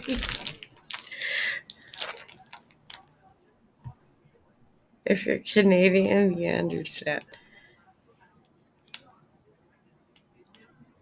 Okay, what the hell is that one? Oh, that one's a long one. me, but I'm about to lay you to rest. Wow. Okay, I don't think I'm pulling up that one. That one's really long.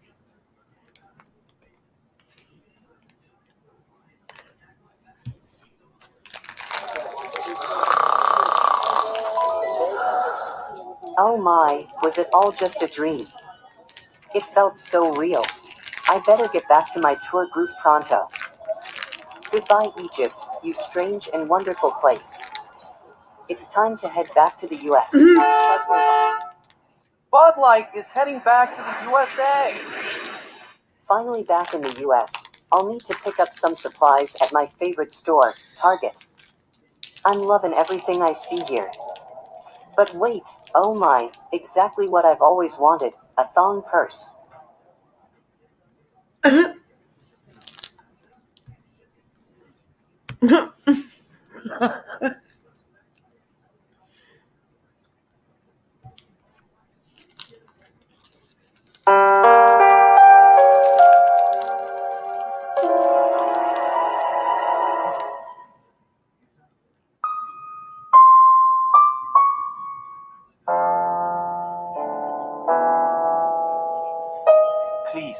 come forward.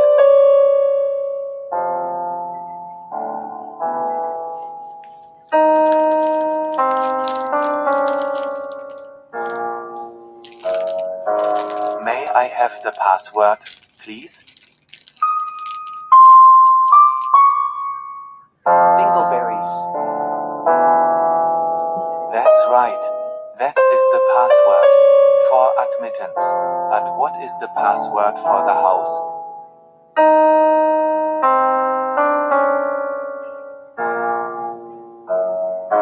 Dingleberries.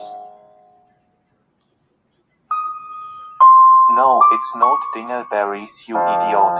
It's Whitesnake, named after David Coverdale, the benefactor of this auspicious feast. I'm sorry. You're sorry? Imagine how we feel, you crossing our eyes wide shut party. No one likes party crashers or interlopers. It's bad manners. Some of us were getting into da boom bow. Please remove your mask.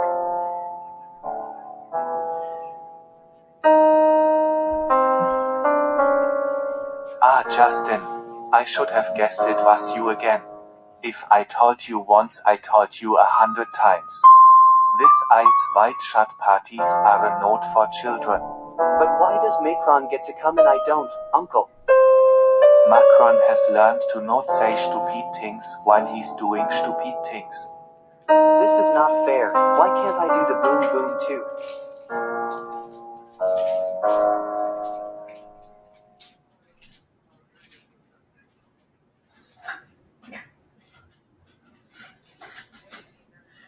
Yeah, that sort of sums up Davos. I don't think they actually let Trudeau go to Davos anymore.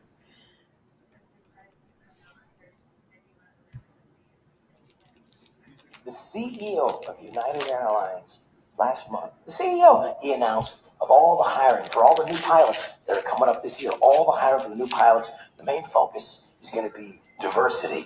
I don't know about you, but I'm sick and tired of flying all the time with these white pilots landing safely and on time. Boring. This is hilarious.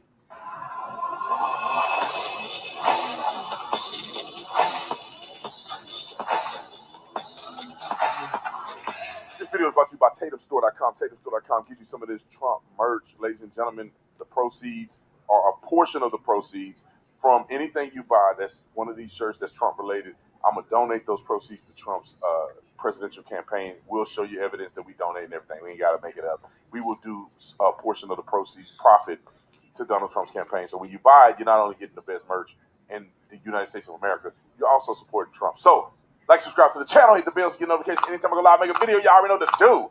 Let's get into this. Ladies and gentlemen, and ladies, I'm glad that somebody called out the BS from United Airlines. I just, the wokeness is just asinine to me. How could a grown man fix his mouth to say something so ridiculously It's just getting too far. when it comes to how they hire people? But I'm going to tell you, one of the funniest comedians I met in person, Rob Schneider, literally obliterated that entire argument. So I want to play a funny clip of Rob Schneider. Then I'm going to play with the CEO of United Airlines. We need to hire the best people for the job, up. not just... He actually said this stuff. Roll the clip. CEO of United Airlines last month, the CEO, he announced of all the hiring for all the new pilots that are coming up this year, all the hiring for the new pilots, the main focus is going to be diversity. What? Diversity? Not the best pilots you can find? The ones with the most hours of experience? What you done it before?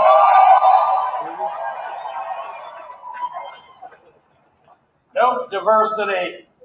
I don't know about you, but I'm sick and tired of flying all the time with these white pilots landing safely and on time. Boring.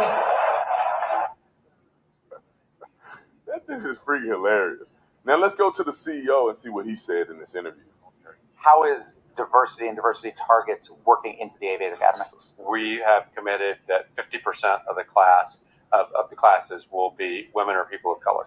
Today, only 19% of our pilots at United Airlines are women or people of color. And by the way, from all the data I've seen, that's the highest of any airline in the country. White males don't just dominate in the cockpits, also in the C-suite at United Airlines. Well, look, at United, I'm Just proud of the insert diversity that we actually have in our cock C-suite. I jokes think right if you look here, around corporate folks. America, Correct me if I'm saying Insert that, those so this is jokes. just based off your website. People you list as executives, No but pun out of 11 people, intended. 3 are women. I believe 1 is a person of color. that's correct. I'm Why shutting did they it say down black person? soon. Let me tell y'all something, black people. Just real we're quick. gonna Why like y'all just letting sort them of. jumble you up off into some stuff? Last time I checked, the civil rights movement was fighting for black people to have equality in America. And y'all done let them usurp other people over your prioritized success in America. And so now it ain't about black people. They say people of color. That means anybody. And they didn't lump. People of color haven't had issues in America like black people have. Let's keep it real. People of color haven't had the issues that black people have had in America. People of color weren't slaves. It is. There is a very And they definite let y'all didn't let them difference throw y'all in into some group American now language. where minority. We're just gonna pause that one. I don't even want to get into that because we had Olivia Chow defund the police. And then gives herself a raise.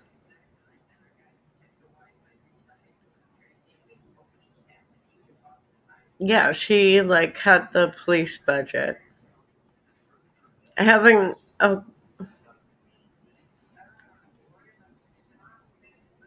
know why I pulled that one up. I really don't care about Ariana Grande.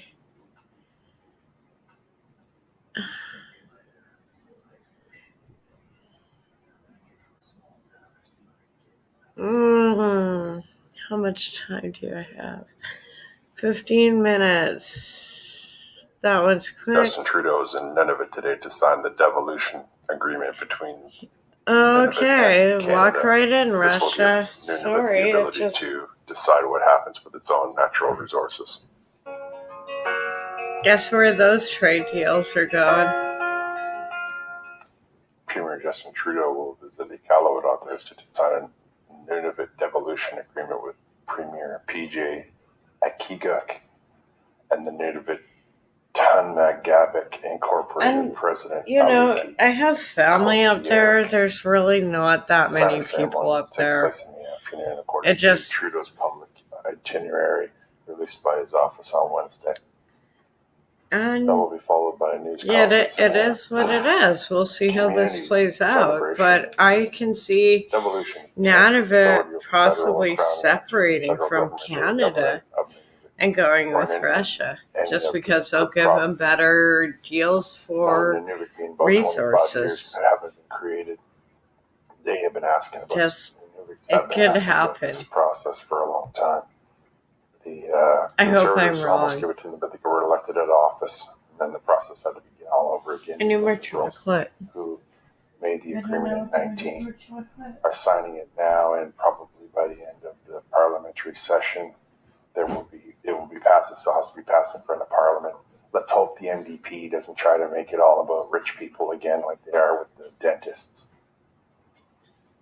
It's something I've mentioned in every bilateral meeting I've had with the Prime Minister, and I will continue to advocate for, the Premier said in a 2003 interview. Now here's why it matters, right? Because there's mineral riches that are on Crown land, and they would allow us to be able to build the economies that we see as a territory, and really that's the next chapter in our territory's history. So all of a sudden, they're going to just take out as many diamonds as they can get their hands on and harness all the oil they can find. And what they really should be focusing on is the Northwest Passage, because many of the countries of the world right now are eyeballing the Northwest Passage to get products from Asia to Europe. It's quite short, like it's the shortest route on Earth. And now that it's melted, there's a lot. I'm not trying to tell them how to live their life, but I'm just saying if you want to make a smart economic investment, you should be worried about tax and shipping coming through the Northwest Passage. Yeah. You would figure By this. devolving federal responsibility. You would figure. Nunavummitui have the ability and the means to manage their decisions on their own public lands. Freshwater and non-renewable resources are used in the development of Nunavut. Thursday's visit will be the first time Trudeau's been in Nunavut since 2001. His most recent trip to the territory was in 2022 when he visited Cambridge Bay with the NATO secretary. So he's been to Jamaica more than he's been to the north in his tenure. I mean, the guy never takes a vacation in Canada unless it's on surfing on the west coast. Anyway, I just wanted to let you know that Nunavut is moving one step closer to having control over their own resources and having, by extension, having the same ability as, say, Alberta or Ontario or PEI. Well, all right, thanks for listening. We might all start breaking up subscribe, as hit the notification nations. bell. Tell your friends. Talk to you next time. Provinces. Like,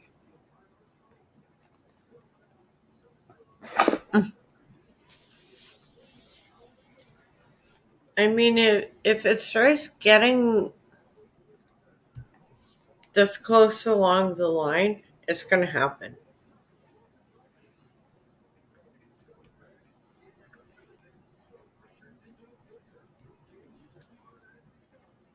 Canada looks to take in refugees from the Gaza Strip as Egypt and other countries don't in the wanna Middle come. East say no. Hi, I'm Brian Lilly, political columnist for the Toronto Sun. You can I don't understand care the if they desire come. to I help out offered people it, who but are they don't facing want a to come. humanitarian crisis. But you can also question the wisdom of the Trudeau government's decision to say we're going to increase the number of people that we're bringing in from the Gaza Strip. Yeah, The but president it's of Egypt, his country lives right next door to the Gaza Strip. He's the only country that borders it other than Israel. This is so- Well, they've said no. I There's a didn't wanna variety of reasons that Egypt and even Jordan get and other into countries in the this, region but are it's saying up no, here. including the fact that they don't want to be seen as helping Israel empty out the Gaza Strip of the Palestinian people. But there's something more than that. Check out what Egyptian President Abdel Fattah el-Sisi said earlier this year. He said the Palestinian refugees going into Egypt would turn the Sinai Peninsula. He said it would become a base for attacks on Israel. Israel would have the right to defend itself and would strike Egyptian territory. He's worried about security issues, and he's right to be worried about security issues. A poll conducted in the Palestinian territories late last year and reported on by Reuters showed that 72% believe that what happened on October 7th was completely justified. This is a population that is completely radicalized after years of the living conditions, but also like, years this of is a actually schooling one system time partly in paid for by Canada and operated by the United Lily Nations can that agree teaches on nothing but something hatred like for this. Israel and the Jewish people. It Is that actually something is that we want to getting, be it's way importing too into the heated up country? here, This and is not it's the nothing same to do as with the the war. Ukrainian refugees that came earlier this year fleeing an invasion who just wanted to be left alone. This is not the same as the Syrian refugee push that we had a few years ago, bringing in more than 25,000 people very quickly. Those people were not cheering on ISIS or Assad. No. They wanted to be left alone. They wanted to live in peace.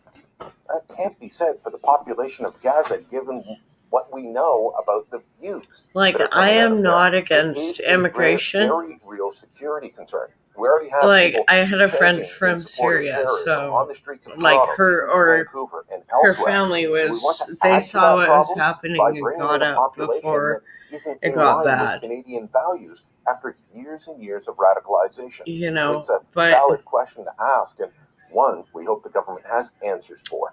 Let me know what you think. Drop a comment down below. Share this on social media. And don't forget to subscribe to our channel.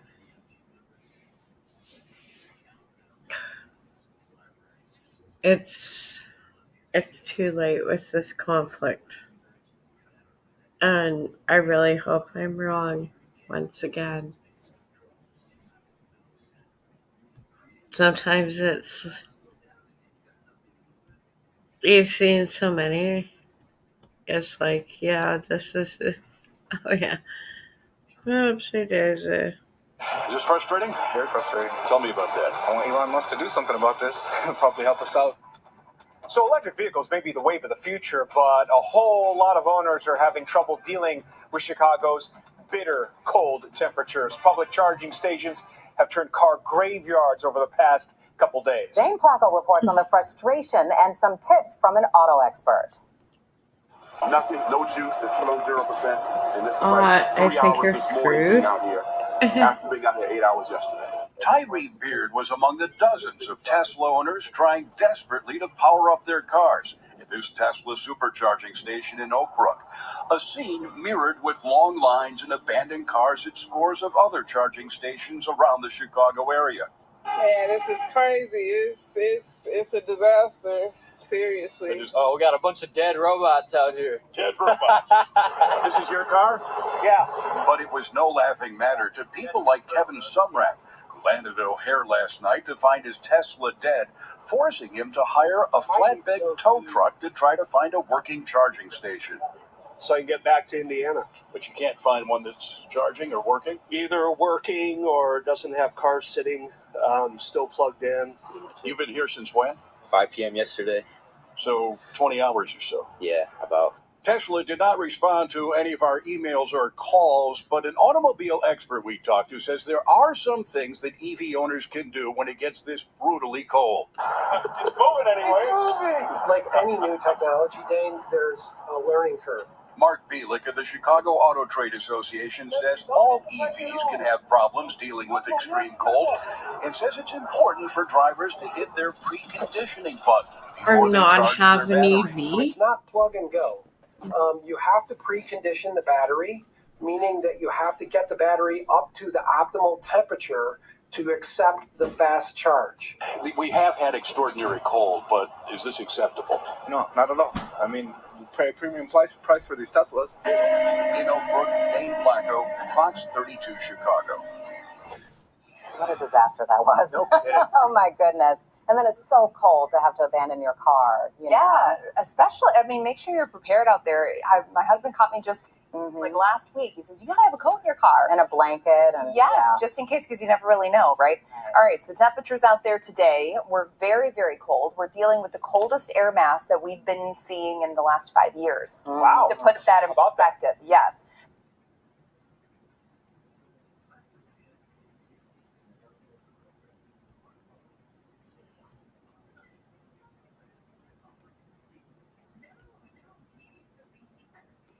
Yeah, and this pastor, he got in trouble because Chris Savelle, Dad's place in Byron, Ohio, was arraigned in court on the 11th.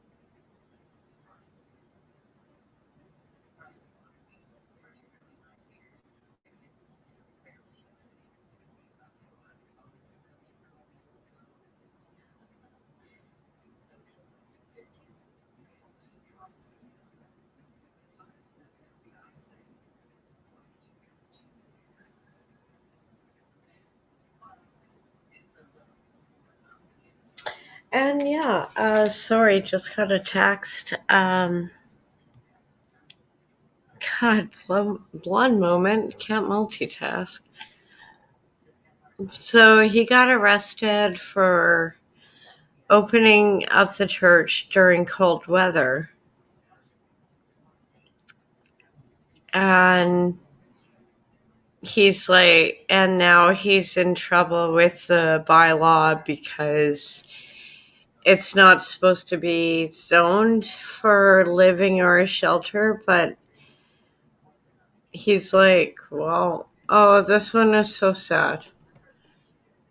5 baby monkeys found in a backpack. That one, we're just going to skip over that and that one. And I think we're just perfect timing. It's like 2.5 hours. Love you all so much. Yeah, here's another one like of the, WFC champion SmackDown. But I entered with it. I could end with it, but I'll just end with a kiss, and I gotta go to bed. Have a good night. Love you all.